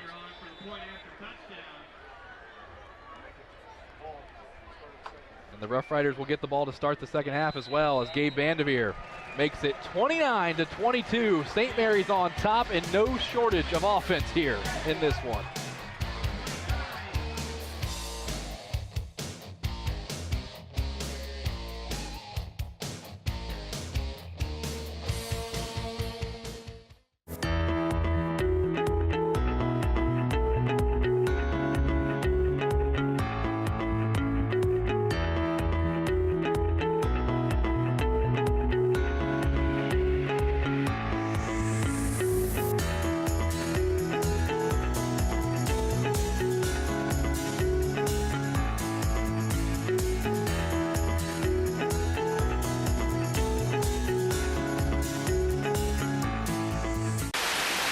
Sometimes you just don't want to get out of your car. That's why TSC has made it easy for you to pay your bill. We have drive-up payment drop boxes at our St. Mary's and Wapakoneta offices. Just pull in, drive around, and drop off your payment. Just one more convenience to show you how much we appreciate you. TSC, give us a call and see. It's easy as 1, 2, 3, call TSC.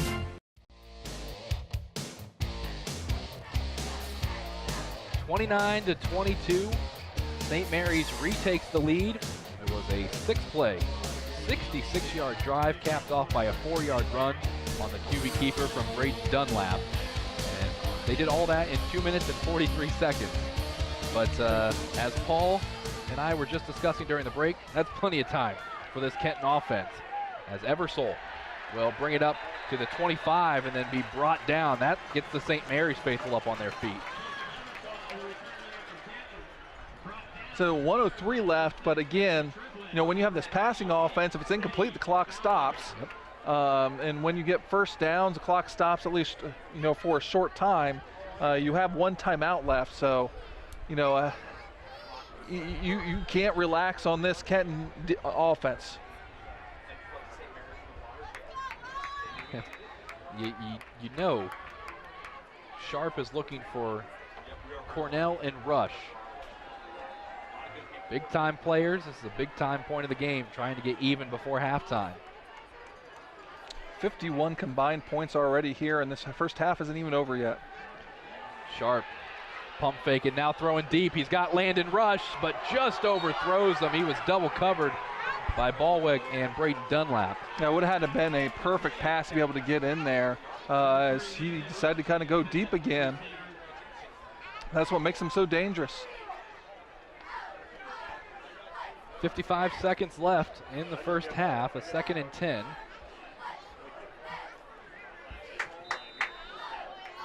And it's going to be Cornell and Rush lined up to the left of Jaron Sharp. Sharp dropping back, looking that way. He's got Cornell, but it's intercepted by Braden Dunlap, tiptoeing the sidelines. If he could have stayed in, he would have been gone, but St. Mary's is going to take back over at the 25. Only the 3rd interception pass by Kenton on the year, but St. Mary's have been ball hawks. That's their 9th interception of the year. Braden Dunlap making a big-time play as you take a look at the replay. And you can see just a really long pass, and that's plenty of time for Howe to be able to react, but there must have been a penalty on the play. Roughing the passer, so that's going to negate. And Kenton's going to maintain possession, get 15 yards closer. So a big bullet dodge by the Kenton Wildcats, because St. Mary's was in business and could potentially go on up 2 scores. But now they're going to maintain possession and still plenty of time. We'll take a look at this penalty to see the roughing the passer penalty. That's going to go against, it looks like, Jason Taylor. Yeah, I think they might have got him for extending his arms afterwards. Sharp looking for Cornell. This time he finds him. Cornell stays in bounds, and they're going to say he made it all the way up to the 35. I think St. Mary's defense stopped because they thought he stepped out of bounds. No, we had an excellent look on that. He stayed in bounds the whole time, and he's just got so much speed. Sawmiller came over and thought he had the angle on him, and Cornell's just able to accelerate past him. Still 38 seconds left, and they still have that timeout. You got to love this game. This has been an amazing game. 24 yards on the pickup from Sharp to Cornell. Sharp back to work, looking for Ellis. He finds him. Ellis spinning, brought down at the 25, and the clock will continue to run down to 30 seconds, and now a timeout called by the Wildcats. Yeah, they're going to use that timeout. They're running the out route to try to be able to gain some yardage while getting hopefully out of bounds to stop the clock. But that time, the Roughriders were able to keep Ellis in bounds, and they're forced to use their final timeout. So still, a decent amount of time, as we'll take a look at a replay here, to be able to still run all your offense. But we'll see here the play before, watch to see, make sure he stays in bounds. See him accelerate and just tiptoe those sidelines. He's 100% staying in bounds there. Takes on Ballweg and leans forward, and then finally goes out of bounds for an extra couple yards. Yeah, great job by the sophomore, Jaden Cornell. So, but, we got to stress that, that roughing the passer penalty is looming huge, because that could be a big swing if Kenton's able to put the ball into the end zone here.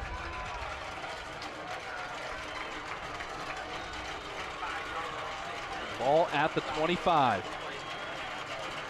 If you're Kenton, you can't get sacked with no more timeouts.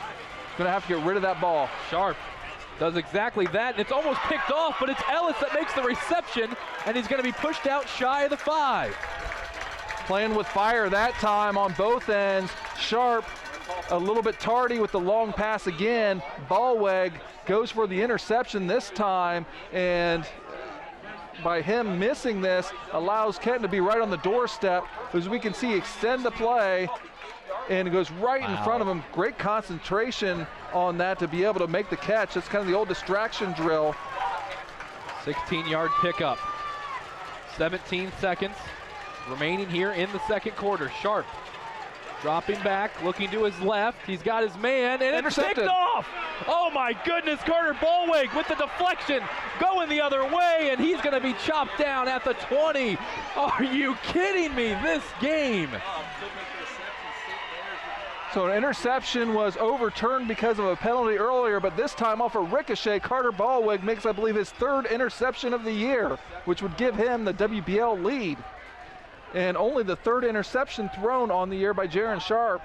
And that's an important one because they're right on the doorstep. We see right here, ball goes up to Rush on his hands, and it goes up in the air. A tough bounce for Kenton, but again, great concentration for Ballweg to be able to see that ball in the air and capture it and snuff out the scoring opportunity for the Kenton Wildcats. And Dunlap will just take a knee, as it's the Roughriders that'll get the ball to start the second half, but they lead it 29-22 heading into the locker room. We'll be back with the halftime report after this.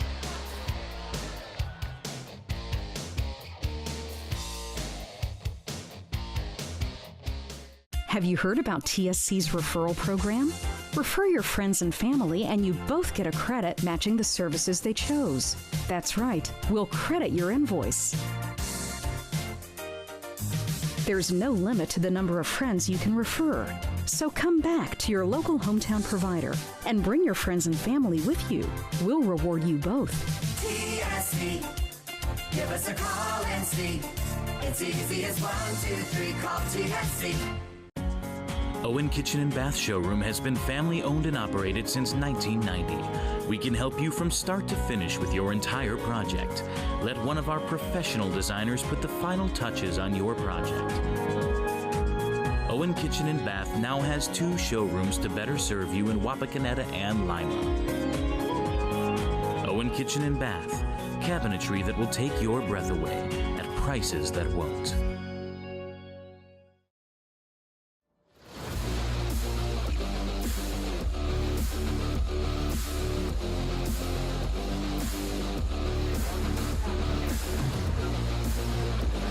Back here at Skip Bachman Stadium, halftime of this Week 5 matchup between St. Mary's and Kenton, and it's the Roughriders on top 29-22 in what's been an offensive explosion in the first half. And let's show you how we got to this point. And I tell you what, it didn't take long. Only the second play of the game, the fireworks started, as Jaron Sharp just wasn't ready for the snap, and the ball travels all the way back to the 1-yard line where he picks it up, throws it into the ground for intentional grounding. That's a safety. St. Mary's then on their first offensive possession, 27 yards to the house. Sean Perry making it 9-0, but then the Wildcats started to turn it up. 7-yard reception from Jaden Cornell, making it 9-7. Landon Rush wants to get in on the action. 19-yard reception for him. The Wildcats took the lead. St. Mary's took it right back with Ty Howe and his 7-yard run. It was a 1-point game at that point, and then through the air, once again, the Wildcats go. The Roughriders, well, they kept it on the ground. 53 yards, Ty Howe. And there was a penalty marker down during this play. Many people thought this was going to be brought back for holding, but it went against the Wildcats, and the play stood. And then Carson Fishbach setting up the final touchdown of the first half, as Fishbach showed his wheels just as St. Mary's was looking to kill some clock and maybe just send it into the locker room. He breaks the big play. Braden Dunlap says, I'll do the rest, from 4 yards out, making it 29-22, our score here at halftime. And what a game this has been for Week 5. Great environment, great weather outside, and now it's time for one of the greatest parts of our game, Sadler Schoolhouse.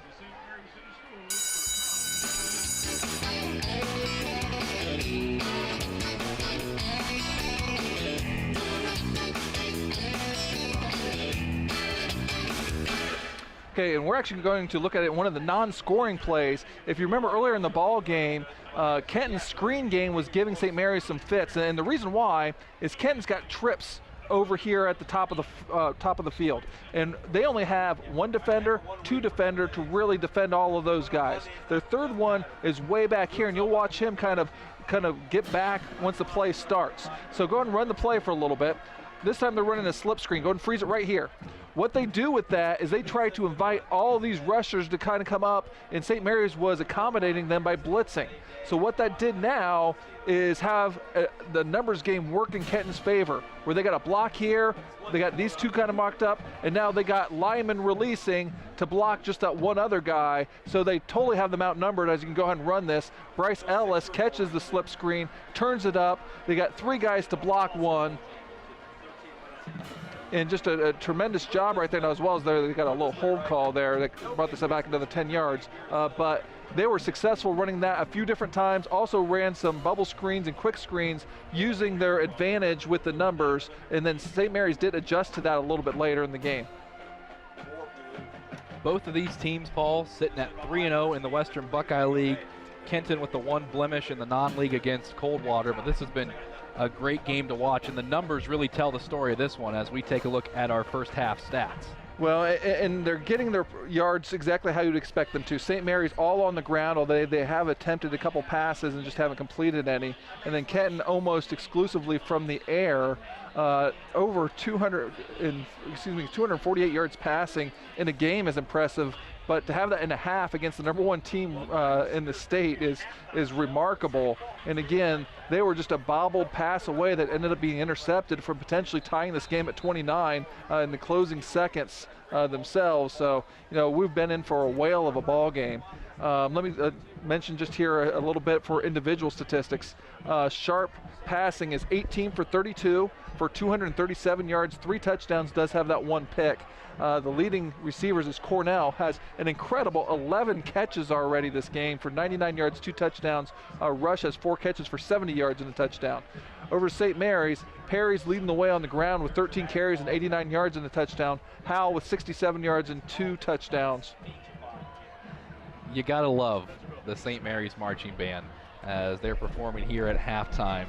And the festivities go on here in week 5, 29-22. What a game this has been to this point. The Roughriders lead it. We'll take a break and come back with the second half action. It'll be St. Mary's to start off with it first. You're watching Game.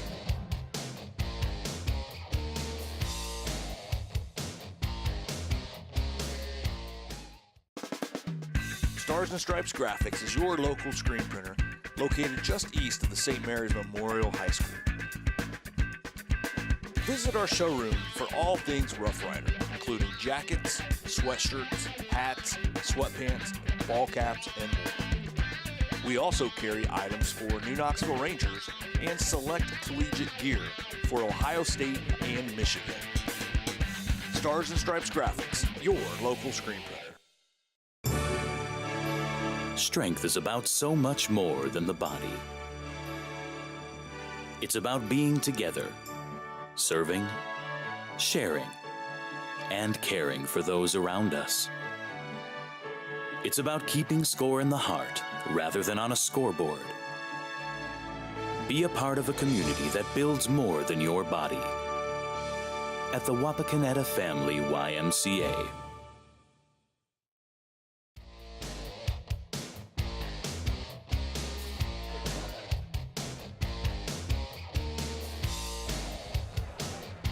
Both teams back out on the field, about ready to start the third quarter of play here at Skip Bachman Stadium. Eli Alvarez, Paul Sadler here with you. 29-22, the St. Mary's Roughriders lead it, and the Kenton Wildcats with a great opportunity right before the half, Paul, to tie this one up, but the defense coming up with a big play for the Roughriders. And what can make it worse is St. Mary's is going to have the ball first, so they could potentially go up 2 scores before Kenton has an opportunity to even touch the football.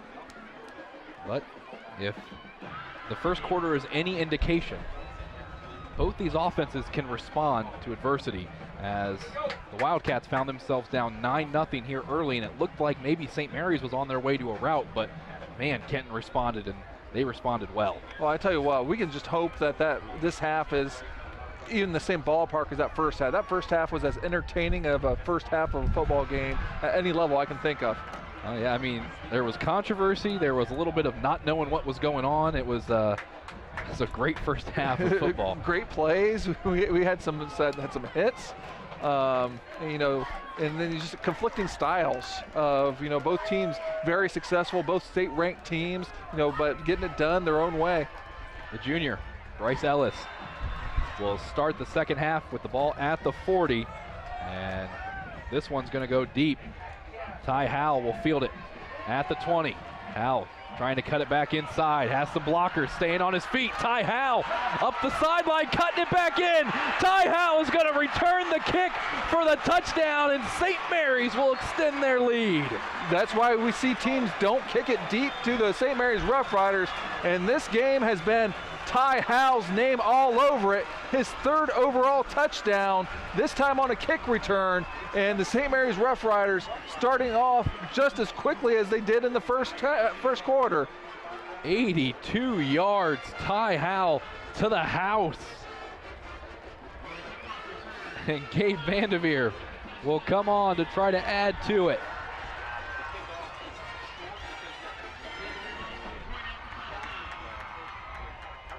Nice snap, nice hold, and a nice kick from Gabe Vanderveer. 36-22, St. Mary's off to a great start here in the third quarter. Back after this.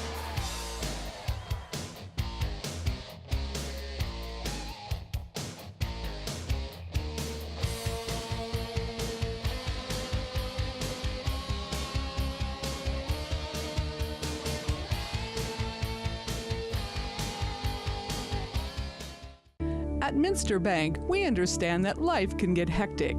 That's why when it comes to your banking, we offer the services that make your life simpler with tools like person-to-person payments, pop money, mobile and online banking, and bill pay. But most of all, Minster Bank is a supportive member of your community with personal relationships and customer service that reach outside of our branches. Minster Bank, helping people achieve financial success. IC Signs designs, creates, and installs custom eye-catching signs. We use state-of-the-art technology to produce indoor and outdoor signs, LED message boards, and vehicle wraps. We can also help you with LED light conversion, sign refurbishing, custom t-shirts, promotional items, and your print needs. Whether you know what you want or have no idea, trust the experience of IC Signs. Call IC Signs at 419-738-6640.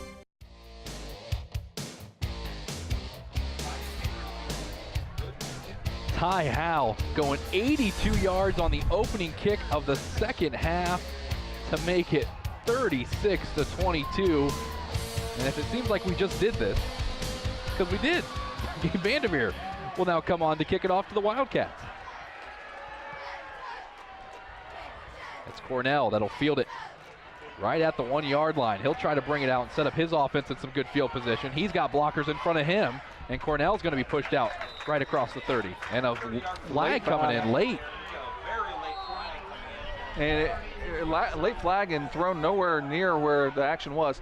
So take a look at the series. St. Mary's leads us 55-25-2. They met first way back in 1926. Again, a long time matchup here.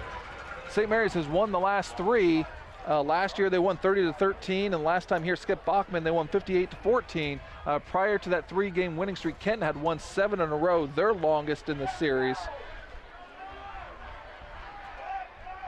And that penalty marker is going to move the Wildcats back. We'll call a push in the back, so an illegal block in the back, and that's going to take away a lot of the return yardage by Cornell.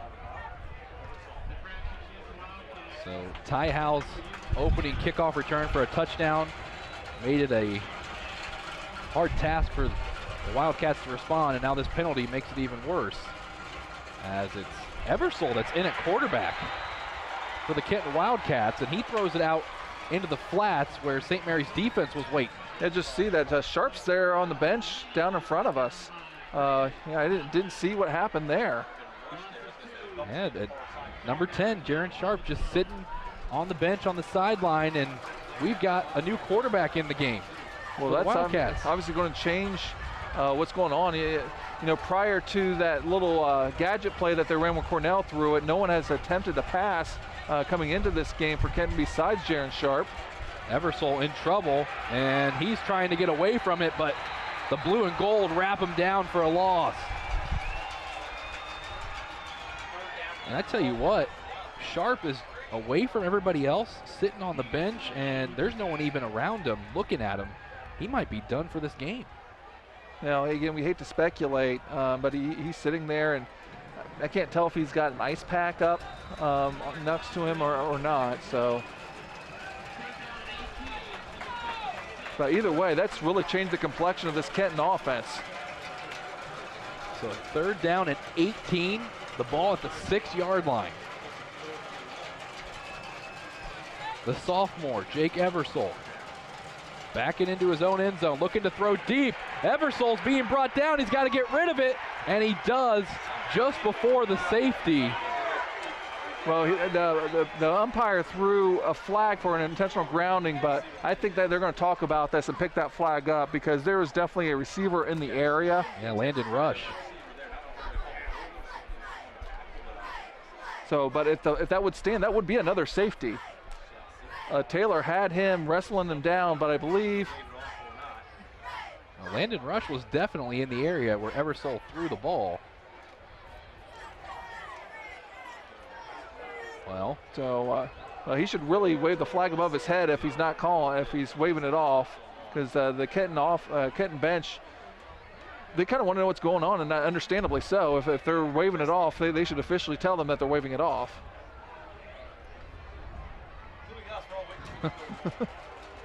Well, now they're going to move the ball forward, so this is going against the Roughriders. And I don't know if, as Eversole was being brought down, something happened. They're talking about contact to the head, it looks like. So, once again, we've had some confusion up here. So we've had an interesting game. And it looks like that's going to be a first down, I guess. They haven't turned three up on the scoreboard, but the sticks are moving. Yeah, so first down, a fresh set of downs for the Wildcats as they've got it at the 21. And we do have a kind of a trainer over here talking to Sharp on the bench. That's kind of an update there. Eversole's got his man in wide open, Blankenship, and he's going to bring it up to the 35 before being wrestled down by Perry. And Blankenship, that's kind of the second time we've seen him catch the ball in some space, and he's got some speed. And they continue to look at Jaron Sharp over here on the sideline. Now two trainers attending to him. He was sitting by himself for quite some time. This is where it's nice to have a sideline reporter. We'll throw AJ down there real quick, figure out what's going on. Eversole with the QB draw, and he's showing he can use his legs, but a penalty marker coming in behind this play as well, and it's going to be holding against the Wildcats. And this Kenton crowd is getting restless. So again, we mentioned that there's two of the more penalized teams in the Western Buckeye League here, you know, both of them, and if there's a knock on this game, you know, it is, you know, it's been a decent amount of penalties here.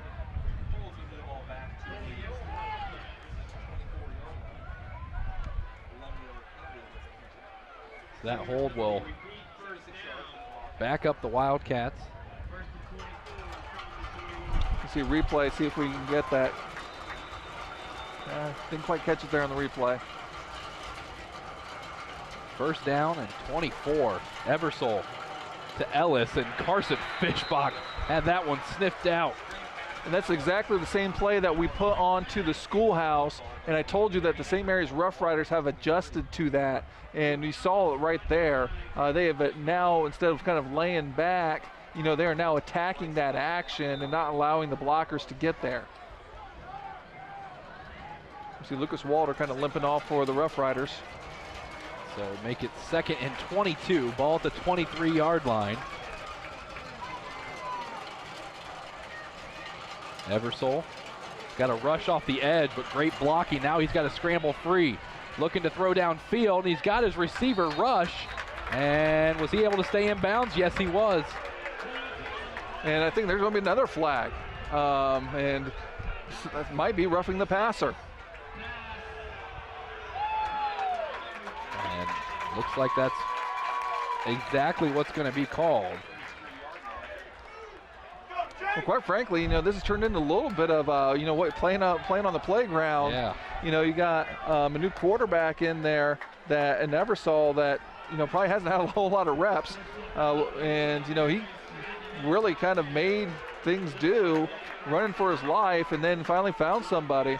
Here we can see after the play, see if there's some contact. Yeah. Well, there's some contact with the hands up to the head, and I believe that's what they're calling. So first down and 10 from the 48. Eversole in trouble again, throws it, almost caught by Cornell, and Dunlap was right there if he wasn't able to hold on to it. You know, the one thing Cornell isn't is he's not incredibly tall. You know, he's not short at 5'10", but, you know, that was just a little bit out of his reach. So the start to this second half, not at all what you would expect it, and it's because their starting quarterback, the Wildcats starting quarterback, Jaron Sharp, on the sidelines. with an injury apparently. Jake Eversole stepping in. Plenty of time. Evade tacklers, throws it deep, and it's gone at the 30-yard line. We had Perry and Ballweg, two of their better defenders, right there, but that time Rush just kind of split the two to come back and get the ball. You know, he's the more aggressive man going to the ball, and he was rewarded with the catch.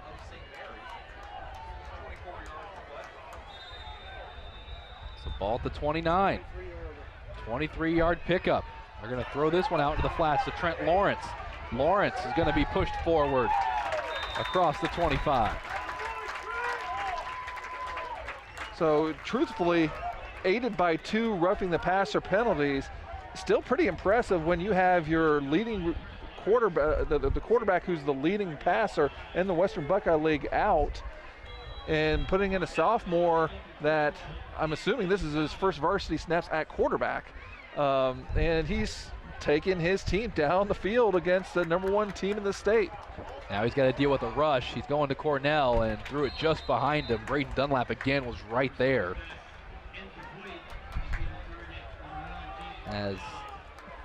Well, the Roughriders they're smelling some blood. Yeah. And now as they're coming after, you know, this inexperienced quarterback, but they have to watch themselves because again they've let them extend this drive via 2 penalties. This Wildcat offense, only 1 of 5 on 3rd down conversions. They've got a 3rd and 5 staring them in the eye. Eversole dropping back, looking to his left, throws it out to Lawrence again. Trent Lawrence. It's going to be ankle tackled close to the 15, and I think he's got enough for the first down. Yeah, but if he would have got a block from his receiver out there, he probably would have gotten near the goal line, but you needed him to kind of make the guy miss himself, and that didn't happen.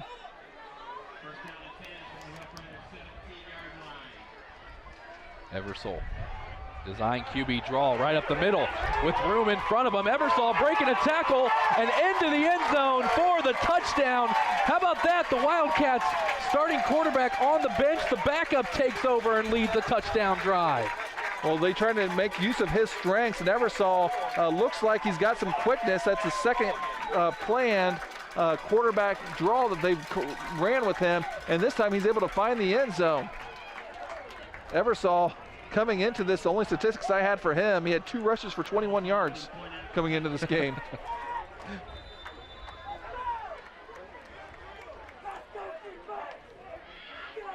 Nice hold by Eversole, and the kick by Ellis is through the uprights.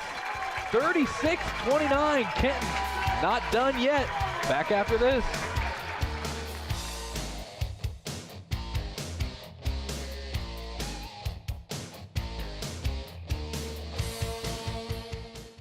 You're on the go and don't have time for cords to be tying you down. That's why TSC created the Cord Cutter Bundle. You get big savings for bundling internet and cable, and there's no phone requirement. Choose from 20 megabyte, 50 megabyte, or 100 megabyte speeds.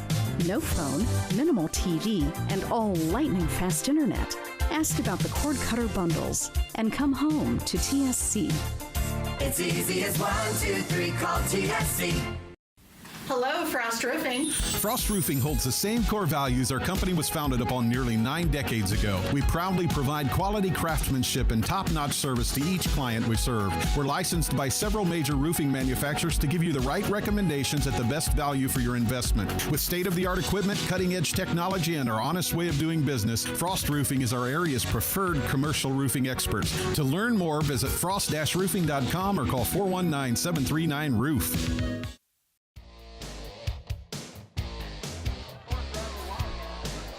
Back here at Skip Bachman, 36-29. St. Mary's still on top, but the Kenton Wildcats showing some resiliency as they lose their starting quarterback, Jaron Sharp.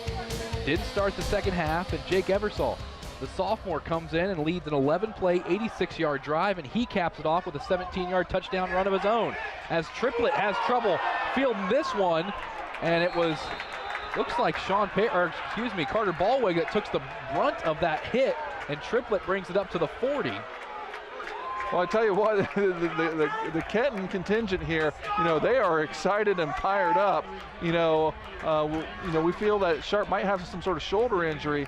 Eversole steps in, and being down 2 scores, you think, well, our starting quarterback's gone. We're down 2 touchdowns now. Maybe things aren't going to go our way. But they went the length, literally the length of the field on that drive, and was able to get within another score. Now they need their defense to step up and get a stop. And they did just that on this first down play as Perry. I knew I was going to do it at some point this season, only for about 1. And yeah, they continue to go over and look at Sharp on the sideline, and he has a towel in his face with his head down. He's not even really watching the action. As Perry's going to get it and bounce it to the outside. Sean Perry with a nice stiff arm, moving it across midfield. Well, he's got to be, we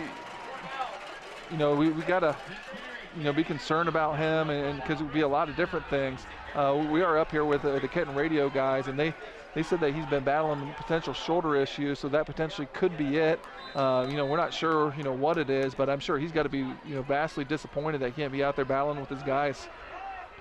Especially in a game that means so much. Schlosser's going to get it, only picking up maybe 1. Well, as we mentioned, this is for, first place by yourself in the Western Buckeye League. St. Mary's being the defending 2-time champions. Kenton has not won the league since 2003. So, I'm sure they feel that, their time is now. Sharp being a senior, if they can't win it this year, they're not going to. This is his year. Second down and 9 with the ball at the 44-yard line. Perry is going to get the handoff again. Sean Perry following blockers. Sean Perry all the way down to the 5, diving into the end zone, waiting for the signal. They're going to say he stepped out of bounds. About the 5-yard line. Yep. Fireworks the fireworks guy, because something that happens. This is homecoming night, and they normally set fireworks off for some of the scores, and I think they thought he was going to be in that time. Sean Perry. Definitely over the century mark of Sean Perry on that 39-yard run. Man, that was a big one for Perry, and this is a Roughriders offense that needs to take advantage of Sharp being out. Dunlap's going to keep it himself. Dunlap staying on his feet, dive into the end zone, and Braden Dunlap, second time tonight he's called his own number and lunged forward for the score. Yeah, most schools, when they run quarterback sneak, it's when it's for they need a yard or less. St. Mary's, they can do it from the 5-yard line and still get in there. That's impressive. So Vanderveer will come on to try to make it a 2-score lead. PAT on its way, and it is good. So with 6 minutes to go in the third quarter, St. Mary's leads it 43-29 here in week 5.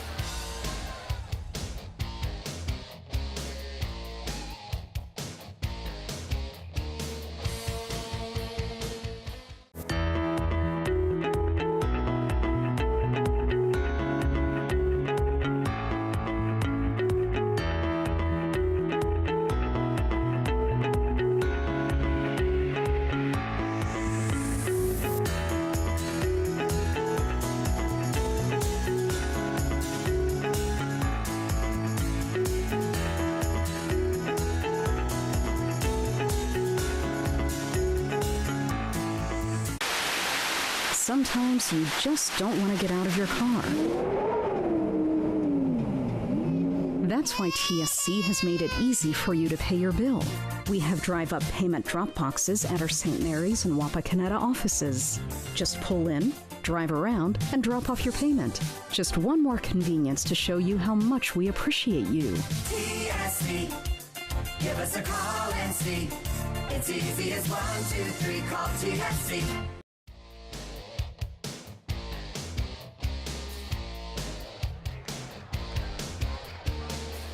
43-29, Brayton Dunlap extends the Roughriders lead, and it was Sean Perry that set it up with a nice run. A quarterback kept it himself from 5 yards out.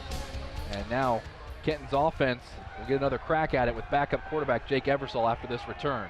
And exactly 6 minutes left.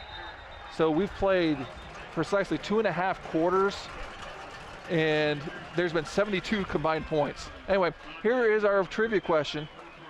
What current WBL schools have won a state championship in football? All right. So that is, of course, AJ and I. You know, last week, AJ, I did a really good job. He gave 2, to be fair, and I was close on both of them. I want to wait for AJ's answer before I give mine, as we've got whistles and a flag, and it's going to be a false start against Kenton. So ask the question one more time. What WBL schools have state championships in football? Well, we know St. Mary's does. So there's one. No, I'm AJ and I are going down the list. This is a one you have to really think about, as we've got a 1st and 15. Eversole's going to keep it himself, and he's going to be dropped just shy of the 20. Oh, man. You know, okay, Kenton, St. Mary's. AJ says Defiance. Sure, let's go with Defiance as well. That's a really good question. You know, I was just looking at this the other day, too. 2nd down and 11. The Bulldogs, Salina. I don't know if Salina has one or not. As Eversole is going to dump it off to Rush. Landon Rush trying to move forward. Dunlap trying to strip it out of his hands, and it's going to bring up a 3rd down. That's a really good question. So AJ is locking his answer in. I know not everybody else can hear it, so we'll let Eli kind of, you know, do that with his guess when he's ready to put out his official answer. Okay, Kenton St. Mary's for sure, as this one's going to be thrown out, and a big hit applied there. Braden Dunlap. Man, that fired him up, and it fired up the St. Mary's faithful. And a rarity, we're going to apparently see a punt as Kenton is going to put their punt team out there. I believe that's the first time tonight. Okay, so here's my answer then. St. Mary's, Kenton, Defiance, and I'm going to say there's one more, and I'm going to say, shoot. Just going to throw out there, just random, Elida. Those are my 4. I know I'm wrong. Okay, we'll see, unless there's a punt return for a touchdown here with the answer after the signature possession. Fielded by Sean Perry at around midfield, and he's going to bring it up to close to the 45. Well, here we go to the answer. And you guys got it. He was, okay, AJ got it. St. Mary's does have 3. Kenton had 2 back-to-back with Ben Mock at quarterback, and they came so close with his brother Matty Mock. And then the one that I thought you guys might forget about was Defiance back in 1997. Now we've had several state runner-ups, yes, including St. Mary's and Kenton with I think a couple state runner-ups. Van Wert, as we know, a state runner-up, and I believe Salina was a state runner-up maybe back in 1981. As this is going to be a give to Ty Howell with a nice stiff arm. Ty Howell, room to run up the sideline. Howell's got one man to beat, and he cruises into the end zone. St. Mary's adding on to the lead. And they're blowing it open, and this is quickly turning into the Ty Howell show. His 4th touchdown, his 3rd rushing touchdown. Again, he came into this game with 0 rushing touchdowns and only 83 yards for the year. Now, we knew he was one of those guys that was always capable of going, and I think Coach Fry kind of tried to keep him more on defense, but his talent and burst is just undeniable. Vanderveer adds on, and St. Mary's, as you said, Paul, blowing it open with 54 remaining in the 3rd quarter, 50-29.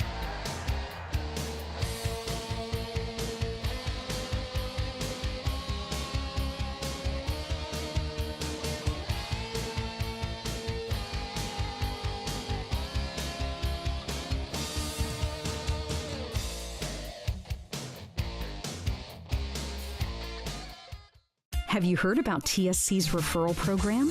Refer your friends and family and you both get a credit matching the services they chose. That's right, we'll credit your invoice. There's no limit to the number of friends you can refer. So come back to your local hometown provider and bring your friends and family with you. We'll reward you both. TSC, give us a call and see. It's easy as 1, 2, 3, call TSC. Owen Kitchen and Bath Showroom has been family owned and operated since 1990. We can help you from start to finish with your entire project. Let one of our professional designers put the final touches on your project. Owen Kitchen and Bath now has 2 showrooms to better serve you in Wapakoneta and Lima. Owen Kitchen and Bath, cabinetry that will take your breath away at prices that won't.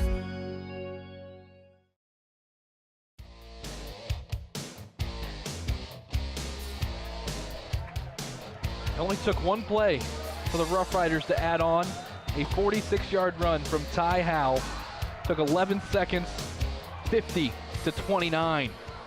St. Mary's taking advantage of Jaron Sharp being on the sideline with an injury, as Jaden Cornell with a nice return set up here as he's going to cross the 30 and be brought down. And how about this for efficiency? In 5 carries, Ty Howe has 3 touchdowns and 113 yards. Don't forget, he has an 82-yard kickoff return for a touchdown too. So a tremendous night for him so far, and we shouldn't overlook Sean Perry with 143 yards himself rushing. And still not even into the fourth quarter yet. This has already crept into the top 20 combined points scored in St. Mary's football history. Eversole dropping back, looking deep down the field as he was looking for Cornell, and it falls incomplete. And while he had a step on Perry, it would have took a perfect pass to get in there. It wasn't too bad coverage at all. Well, how about this? In the first quarter, 4 scoring plays, including the safety. Second quarter, 4 touchdowns. Now here in the third quarter, that was the 4th touchdown of the third quarter. And there's still 3:39 remaining in the quarter. Eversole on the QB keeper. Second down, looking for the first down. He's going to be dropped shy of the 40.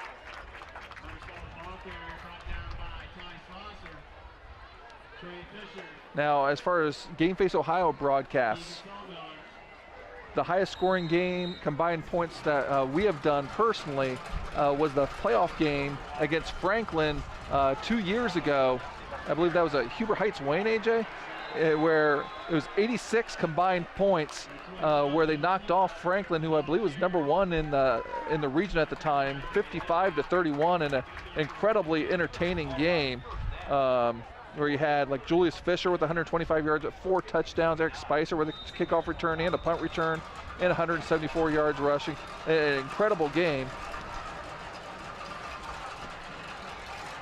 Eversole in trouble. He's going to be brought down at the 40-yard line. Some other points, when we used to do 2 games, and what we called the bonus game at the time was the second most highest scoring game in St. Mary's history back in 2014. And now granted, this went overtime, a 47-46 game over Elida, which actually broke their 20-game WBL losing streak. Second down and 13. Eversole trouble with the snap, going to roll out, looking for Ellis, and he finds him, and he's hit immediately at the 45. I tell you what, it was a split-second decision there by Carson Fischbach, but you could see him thinking about, I'm going to cut in front of this and get a pick 6, but then he realized in a split second that I might not make it. I better just kind of throttle down just a split second and just make the sure tackle instead, and that was a great decision by that young man. So a 3rd down and 8. 3 of 8 on 3rd down conversions on the Wildcats tonight. This one thrown up for grabs, and they're continuing to move the pile, but it's not going to be enough for the first down as Blankenship is going to be stopped just 2 yards short. Yeah, he needed a block from his partner Bryce Ellis right there to be able to spring in. This is going to bring up a 4th down, and Kenton obviously going to go for it. Clock continues to run, down to 1.5 minutes remaining here in the third quarter. Eversole's going to hand it off on 4th down, and stopped in the backfield is Noah Thiebel. And Ty Slosher blitzing from the linebacker spot this time, to blow up the run, and it's successful. The Roughriders will take over on downs, and they continue to roll here in the 3rd quarter. What a different ball game this has been since Jaron Sharp had to leave and didn't even come out really starting the 2nd half for the Wildcats. Well, one more thing I do need to mention while I was on the history thing. The highest scoring game in St. Mary's Rough Rider history, actually there's not a good ending to it. It's back in 1912 when they played Ada, I believe it's the 2nd game in school history where they lost 99-0. This is going to be a handoff right up the middle to Perry. Perry breaking tackles. Perry all the way down to the 25. I just want to know where can you possibly have room to keep all of this information? There's a handy dandy website right here. I just kind of reading the information off of. Oh, 23-yard pickup for Perry. Paul, you're awesome. So 1st down and 10 from the 25. Give me an idea for another trivia question, I'm ready. I know you are. It's just as Triplett's going to get the handoff here. Christian Triplett breaking tackles. He wants to get in on the fun. He's going to be tossed out at the 5. And another penalty marker coming in behind the play. And see what it is. It looks like it's going to be a hold. I think they'll block in the back. Block in the back, yep. Against the Roughriders, they'll negate the run by Triplett. So, and the Roughriders have just been gashing them here in this 3rd quarter.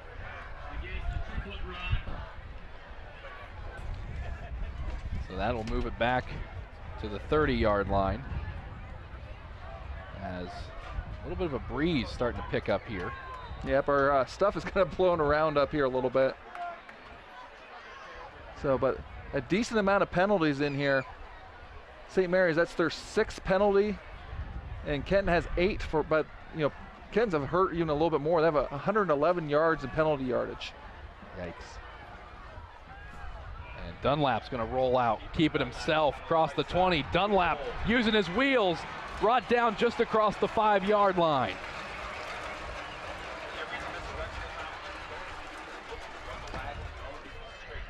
The clock stops at 23 seconds.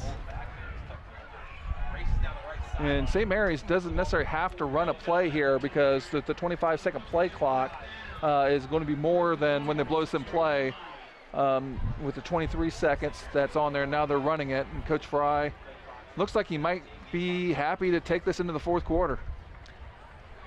I'd say so. 50-29. The Roughriders are on top of Kenton. It's been all blue and gold here in this 3rd quarter as we head to the 4th in this Week 5 matchup. Back after this.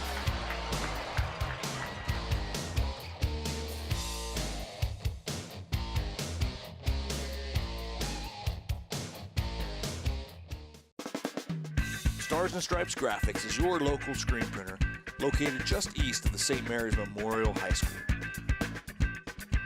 Visit our showroom for all things Rough Rider, including jackets, sweatshirts, hats, sweatpants, ball caps, and more. We also carry items for New Knoxville Rangers and select collegiate gear for Ohio State and Michigan. Stars and Stripes Graphics, your local screen printer. Strength is about so much more than the body. It's about being together, serving, sharing, and caring for those around us. It's about keeping score in the heart rather than on a scoreboard. Be a part of a community that builds more than your body. At the Wapakoneta Family YMCA.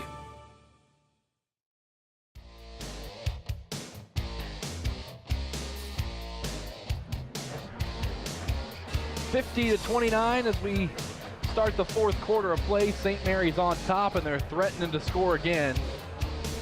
just want to mention Ty Howell was right there. Although they've been running a lot of quarterback sneak here. It's exactly what they do this time out. It's worked twice, resulted in 2 touchdowns. This time it's going to be just shy. Well, this game in the first half, electric.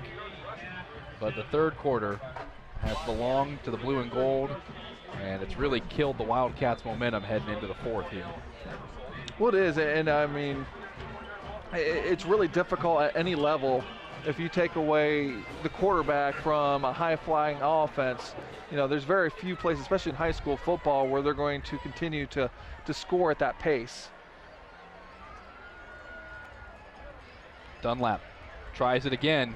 Dunlap reaching for the end zone, and he got pushed back. Just shy again. Bring up a third down. So, you know, credit Kenton. You know, they would prefer to keep the Roughriders out of the end zone again. And, you know, it's difficult with the beef that they have and the length and athleticism that Brandon Dunlap has. Keep in mind, in the third quarter, the Roughriders scored 3 touchdowns. 1 in the opening 15 seconds when Ty Howell took it 82 yards to the house. Dunlap's going to keep it again, diving forward. Still no signal, and there it is. Touchdown, Roughriders.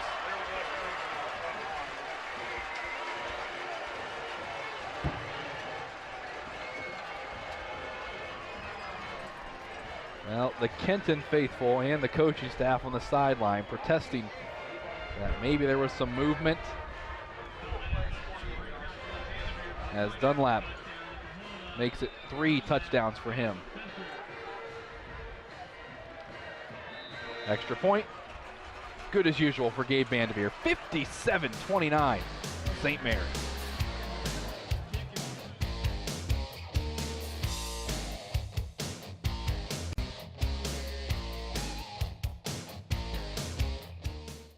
At Minster Bank, we understand that life can get hectic. That's why when it comes to your banking, we offer the services that make your life simpler with tools like person-to-person payments, pop money, mobile and online banking, and bill pay. But most of all, Minster Bank is a supportive member of your community with personal relationships and customer service that reach outside of our branches. Minster Bank, helping people achieve financial success. IC Signs designs, creates, and installs custom eye-catching signs. We use state-of-the-art technology to produce indoor and outdoor signs, LED message boards, and vehicle wraps. We can also help you with LED light conversion, sign refurbishing, custom t-shirts, promotional items, and your print needs. Whether you know what you want or have no idea, trust the experience of IC Signs. Call IC Signs at 419-738-6640.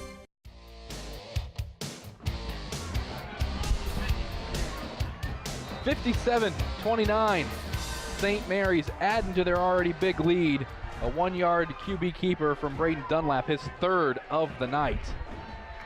As Kenton's offense will set up after this Cornell return as he walks out at around the 35-yard line. And the story of this second half, if you're just joining us, starting quarterback for the Kenton Wildcats, Jaron Sharp, did not start the second half. He's been on the sideline sitting down with a towel over his head and watching on as Jake Eversole has taken the reins of this offense. Yeah, you know, obviously we don't know how this is going to end, but, you know, as much of a classic that first half was, you know, we, you know, feel for Kenton a little bit because, you know, they're without their, you know, their leader out there. And, you know, St. Mary's is obviously, you know, a very tough and good team. You know, once again, these are 2 of the top teams, not just in the WBL, but potentially the state of Ohio in Division IV. And once again, they're in the same region in Division IV. There's an outside, I shouldn't say an outside chance, there's a fairly decent chance that these 2 could play in the postseason. As Braden Dunlap almost came up with an interception. Eversole was looking for his sophomore receiver, Jaden Cornell. But how about Jaden Cornell in this game?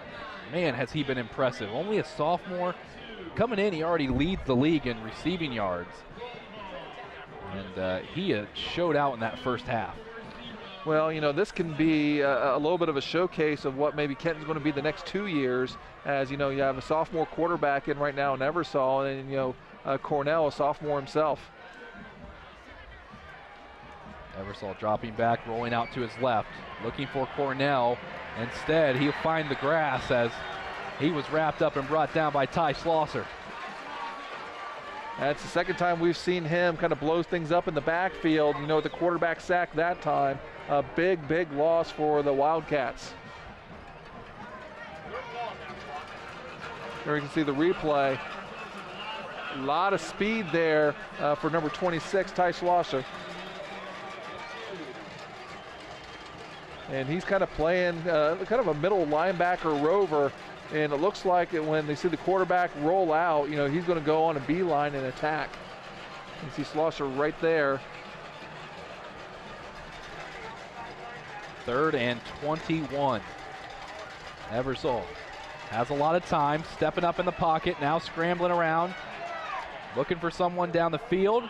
He's got his man in Blankenship breaking a tackle, and Blankenship's going to set up a 4th down and now manageable for the Wildcats. Yeah, and I tell you what, you know, on the scramble drill, all the other receivers tend to either go deep or come back.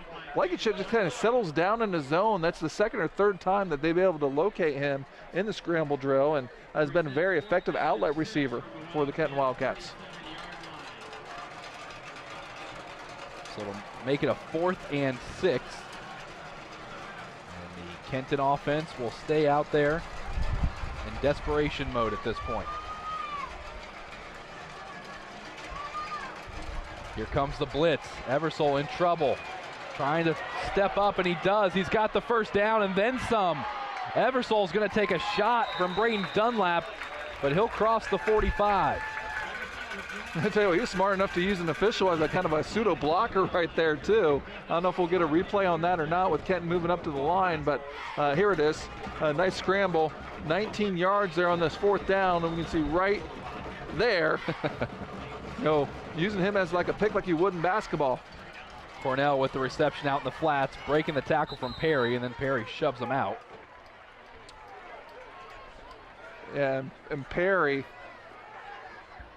you know, fought through that screen there, block that's attempted by Bryce Ellis.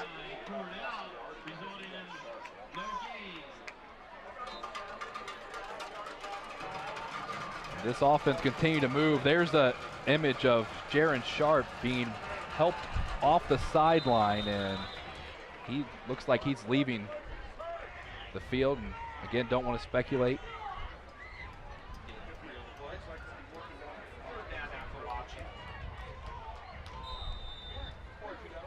We've got a 3rd down now for the Kenton offense.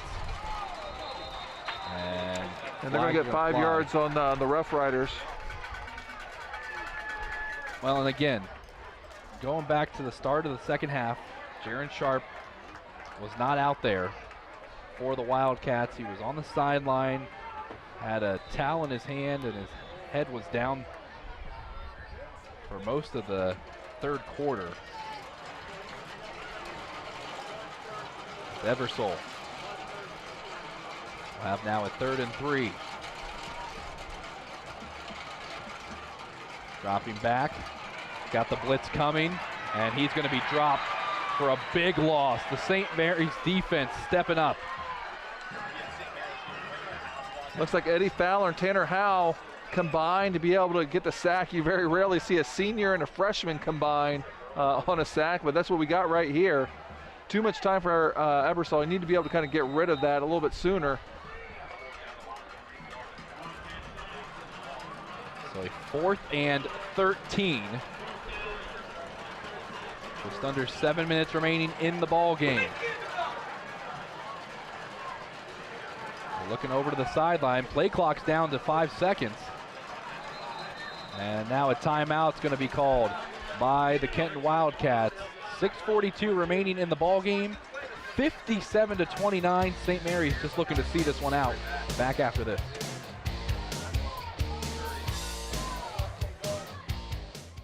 You're on the go and don't have time for cords to be tying you down.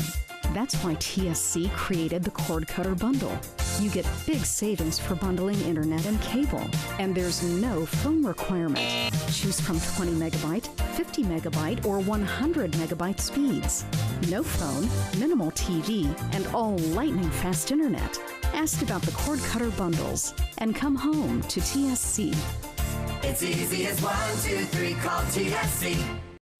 Hello, Frost Roofing. Frost Roofing holds the same core values our company was founded upon nearly 9 decades ago. We proudly provide quality craftsmanship and top-notch service to each client we serve. We're licensed by several major roofing manufacturers to give you the right recommendations at the best value for your investment. With state-of-the-art equipment, cutting-edge technology, and our honest way of doing business, Frost Roofing is our area's preferred commercial roofing experts. To learn more, visit frost-roofing.com or call 419-739-ROOF.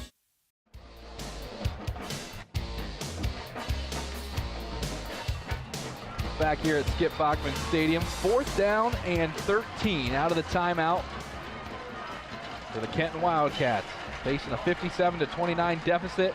Eversole deep to Cornell, and he overthrew him, and St. Mary's will take back over on down. I'll tell you what, that was a fairly close ball. You know, Cornell was open on the post pattern, and Eversole didn't miss him by much.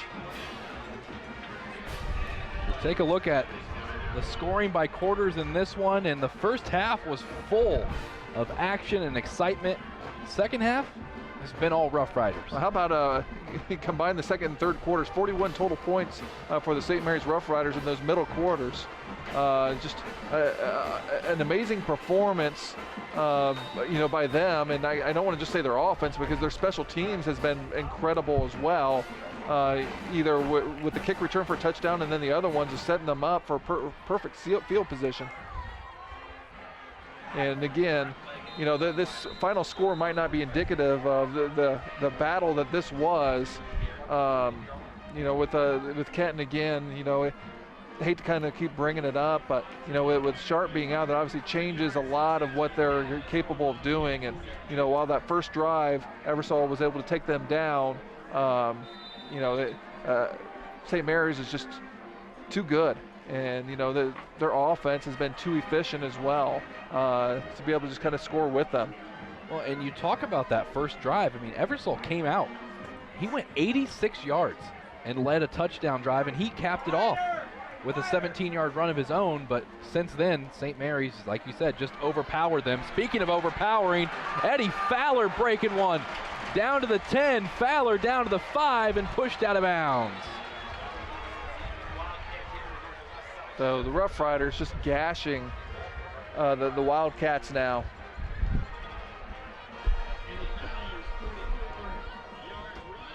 So St. Mary's looking to get into the 60s for the first time this year. So and I think they're over 400 yards on the ground already. 444 yards on the ground. Now, we know St. Mary's can do it, but they're only averaging 254. So they're 200 yards above their average per game right now. Here's a handoff up the middle, and a score. This time they give it to the sophomore, Hunter Fraley.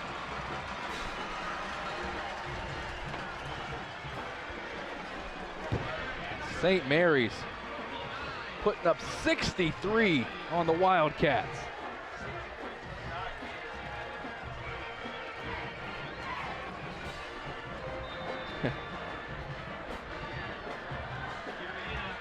We're even putting new kickers into the game as well. Gavin Enoch. And now we have a timeout by Coach Fry before the PAT attempt. Yeah, they weren't quite set with the new kicker getting the tee set where he wants.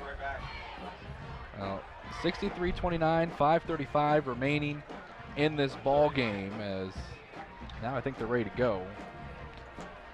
Gavin might be one of the lightest players to be suited up at listed at 5'4", 105. Now the Roughriders are ready to go. The Wildcats want to talk things over a little bit. but you look at St. Mary's and what they've done this year on offense. Before this, week 2, 49 points against OG was their highest output. Chance to make it 64 if Enoch can get this through the uprights.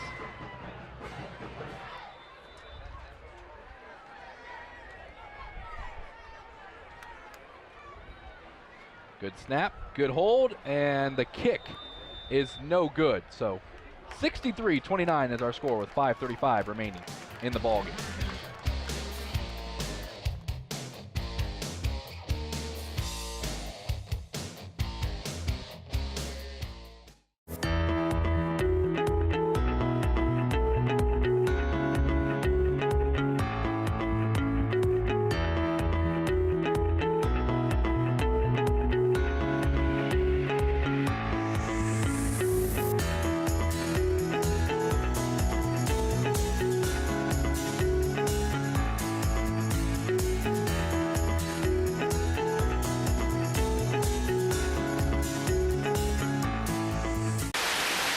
Sometimes you just don't want to get out of your car.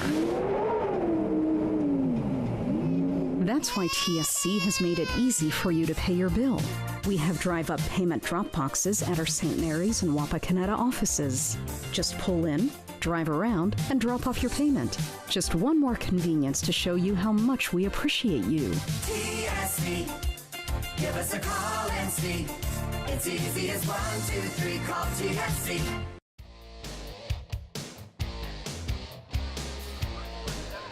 63-29, Hunter Fraley getting in on the action, a 4-yard run, making it 63-29. And I tell you what, everybody on that St. Mary's sideline has been a part of this one. Well, again, in homecoming night, one of the most exciting first halves we've seen has kind of turned into a little bit of a rout here in the second half. This return is going to be brought up across the 30. And I got a couple numbers for you, Eli. Okay. This is now the 3rd highest combined points scored in Rough Rider history. They're now tied with their 71-21 victory over Sydney in 2014. This is tied for the 10th most points scored with 63 points in school history. And this is also tied for the most points they've ever scored against Kenton. And that happened back in 1979, a 63-28 victory by the Rough Riders. Eversole, bobbled snap, throw incomplete. You know, if I didn't know any better, I would think that you don't have a life. Oh, man. The numbers. John Clayton of Game Face Ohio says AJ. Just got a good research crew. I love it. I love it. No, but I tell you what, he always comes prepared. As this one falls incomplete. Christian Triplett almost had an interception of his own as Landon Rush is trying to come up with that. Yeah, kind of a dangerous pass. And we are under the running clock mercy rule. I'm not sure we mentioned that yet. So even though that was an incomplete pass, the clock is continuing to run now. Such a weird vibe of this game. First half, high flying, saw everything, big plays, big penalties, big controversy. And the second half, all Rough Riders, not much to talk about on the Kenton side of things. Well, and you know, for Kenton's sake, we just got to hope, you know, whatever's wrong with Jaron Sharp is not serious and something that, you know, he can come back from, because, you know, Kenton is a dangerous and talented team. And if they are at full strength, if they would somehow be able to match up with the Rough Riders again in the postseason, that would be a treat to watch. Well, it looks like we've got a penalty going against the Rough Riders. Again, the signal for a hit up to the head. So that would be the 3rd such foul against the Rough Riders. But you go back to your point, yeah, this Kenton team showed in that first half what they're capable of. But without Jaron Sharp out there pulling the strings, it's a tough task, as Cornell is going to pick up maybe 7. Now, some things that they're going to talk about, the Kenton defense, had some spots at times where they looked like they could hold their own, but then, just way too much yardage given up, especially in the second half. That's something that they're going to have to work on as their rush defense.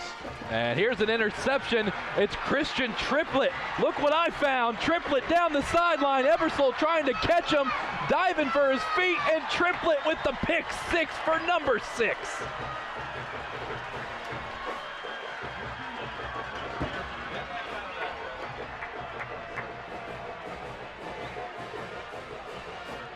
They've officially scored in every way possible. With the safety, kick return, they don't have a punt return, pick 6. They went for 2 but didn't get it, is that correct?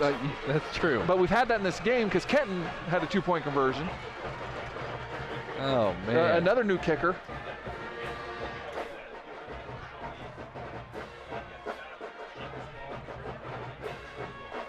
Dunlap will stay on to hold. Trying to put up 70. And now we've got whistles. That would have been wide left. Looks like Brandon Bowers. Another freshman. 6'3" freshman out. They're going to back up the PAT. Well, he missed that first one, so he's got to feel pretty good. He kind of got away with one. See if he's got a chance to kind of put it up there and get his name in the books. Hey, Gabe Vanderveer's got to be tired. He's been out there. It seems like more than some of the quarterbacks. And this one is good. 70 points on the board for the blue and gold. They lead it here in St. Mary's.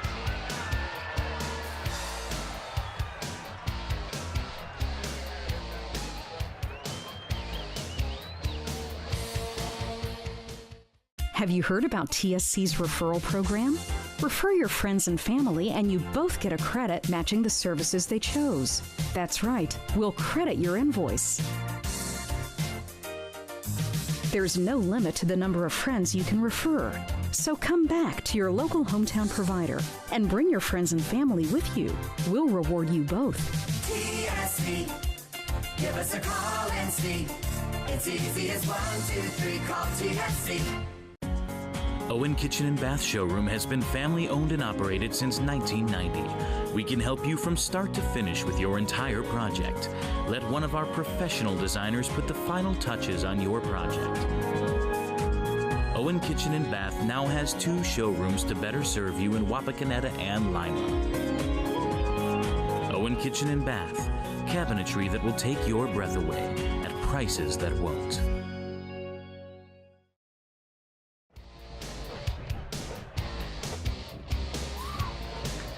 There are now 99 total points up on the scoreboard between these two teams as Christian Triplett with a 70-yard pick 6 to make it 70 to 29. And remember, Kenton was inches away from scoring another touchdown at the end of the second quarter. That was an interception for the Roughriders standing tall, as Cornell's going to be dropped shy of the 25. So a little bit more history. Okay, yes, please. This is tied for the highest scoring game in St. Mary's school history with 99 combined points. A reminder, the game they're tied with occurred in 1912 with the second game in school history against Ada, which was a 99-0 game. Not sure many people remember that, so we can kind of say this might be the most. You don't remember that? No. Oh, okay. And this is now the second most, tied for the second most scored in school history with 70 points. The only more points that scored was the aforementioned Sydney game from 2014, where St. Mary scored 71 points. And this is now the third time that they have scored 70 on the nose. They scored 70 against Elida in 2007 and 70 against the Van Wert Cougars back in 1991. The guys in the truck have just confirmed we do not have footage of that game from 1912. That's unfortunate. I'm not sure there's photographic evidence. Oh, my goodness. This game, I mean, you and I were even talking about it at halftime, how exciting this game was to watch. And I mean, if you're a St. Mary's fan, you're loving it. But it's really just turned on its head here in the second half. Oh, it's a historical game. You're nearly 100 points scored. And there's still a minute 45 left, and we do have the running clock. Quite frankly, if there was not a running clock, I would totally believe there would be more scoring. Right. I'm there with you. Well, I mean, I guess on the same 24 hours where the Browns pick up a victory and you have something like this happen. Oh, yeah, and I'm not sure when people are all watching this, but what a night that was in Cleveland. In all seriousness, for what a win for the Cleveland Browns. They have not won in, 600 some days. And for them in that environment on national TV on Thursday Night Football, looked awful, down 14-0. Starting quarterback Tyrod Taylor goes down, and number 1 pick Baker Mayfield comes sauntering in. Carlos Hyde, the Ohio State product, scores 2 touchdowns when his wife's in labor. I mean, it was unbelievable. Also, the refrigerator promotion that was after the game, too. Wait, are you a Browns fan? I might have let that slip. Yeah, maybe just a little bit. As the clock continues to run after the reception by Rush, it'll be a 3rd down. And more than likely, this will be the last snap. They do need to snap the ball. Although I guess they could take the delayed game penalty and the clock would just run out anyway. An option as well, but Eversole will just hand this one off right up the middle. And Thibault will have the final carry of the game as the 2 teams will head to midfield, and they're going to party on a historic night here in St. Mary's. 99 total points put up on the scoreboard. 70 of them belong to the Roughriders. They stay undefeated. We'll be back in just a bit. Stars and Stripes Graphics is your local screen printer located just east of the St. Mary's Memorial High School. Visit our showroom for all things Rough Rider, including jackets, sweatshirts, hats, sweatpants, ball caps, and more. We also carry items for New Knoxville Rangers and select collegiate gear for Ohio State and Michigan. Stars and Stripes Graphics, your local screen printer. Strength is about so much more than the body. It's about being together, serving, sharing, and caring for those around us. It's about keeping score in the heart rather than on a scoreboard. Be a part of a community that builds more than your body. At the Wapakoneta Family YMCA.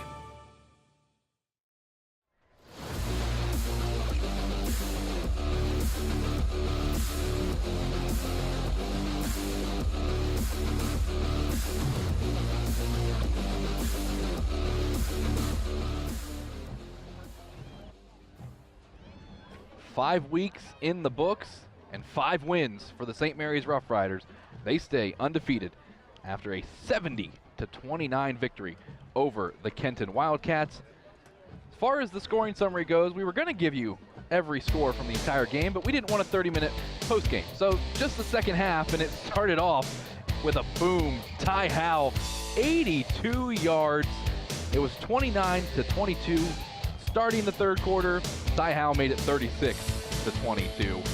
Then the Wildcats responded with an 86-yard drive of their own, 17-yard run from Jake Eversole, stepping in for Jaron Sharp, who found himself out of the ball game. Sean Perry then with a nice run, setting up the Roughriders in great field position, stepping out at the 5-yard line. And after that, Braden Dunlap says, well, I'll finish it off for you. 5 yards out. Dunlap went in for the score, making it 43-29, and we weren't even close to being over with it as a one-play 46-yard drive. Ty Howell decides, well, I'm going to do it again. Ty Howell making it 50-29. He was explosive all night long. They had no answer for number 12. Dunlap sets up another touchdown with a nice run of his own. And it was just all Rough Riders in the third quarter. Eddie Fowler getting in on the action as well. Everybody having fun on that St. Mary's sideline. Hunter Fraley even getting in on the action for the blue and gold as he made it 63-29. And then the Rough Riders had scored in basically every way possible except for defense. And then Christian Triplett says, I'll go 70 yards on a pick six and make it 70 points for my Rough Riders.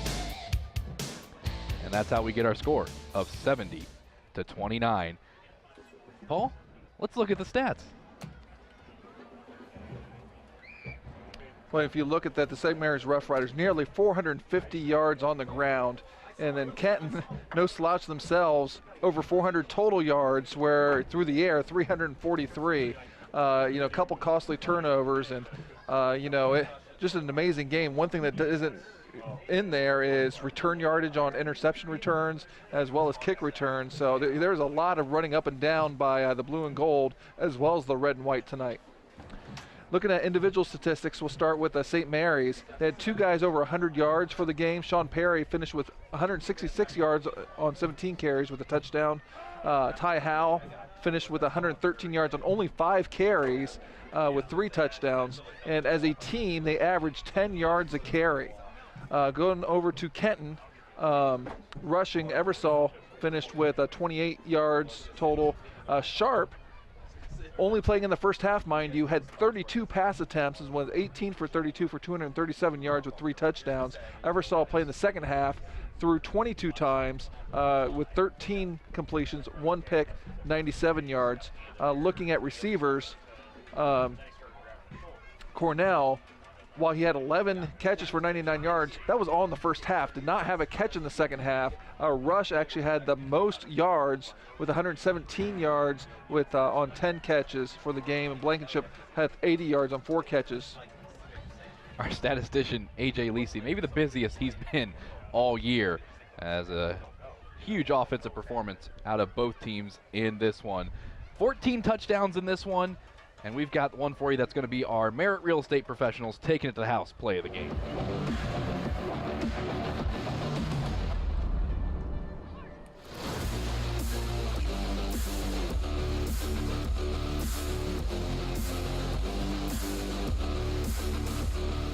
And Paul, it was the opening play of the second half as Ty Howe, 82 yards to the house. And that really helped the Rough Riders blow it wide open. Again, one of his 4 total touchdowns, and that was big at the time because they only had a 1-score lead, and that gave them a 2-score lead that they were able to then add upon a lot in the second half. Well, the Kenton Wildcats, they'll be at home next week to face the Van Wert Cougars. The Rough Riders will be on the road to take on the Elida Bulldogs. We will be in Walpock as the Bath Wildcats come to town. That should be a good one. You don't want to miss it. Well, a big thanks to all of our guys in the truck, our crew, for setting up tonight.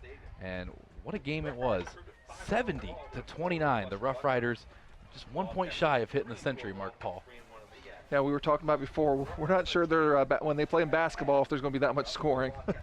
A big thanks to our entire crew, and a big thanks to you for watching. For A.J. Lisi, our statistician, Paul Sadler, I'm Eli Alvarez saying thanks for watching, everybody, and we'll see you next week.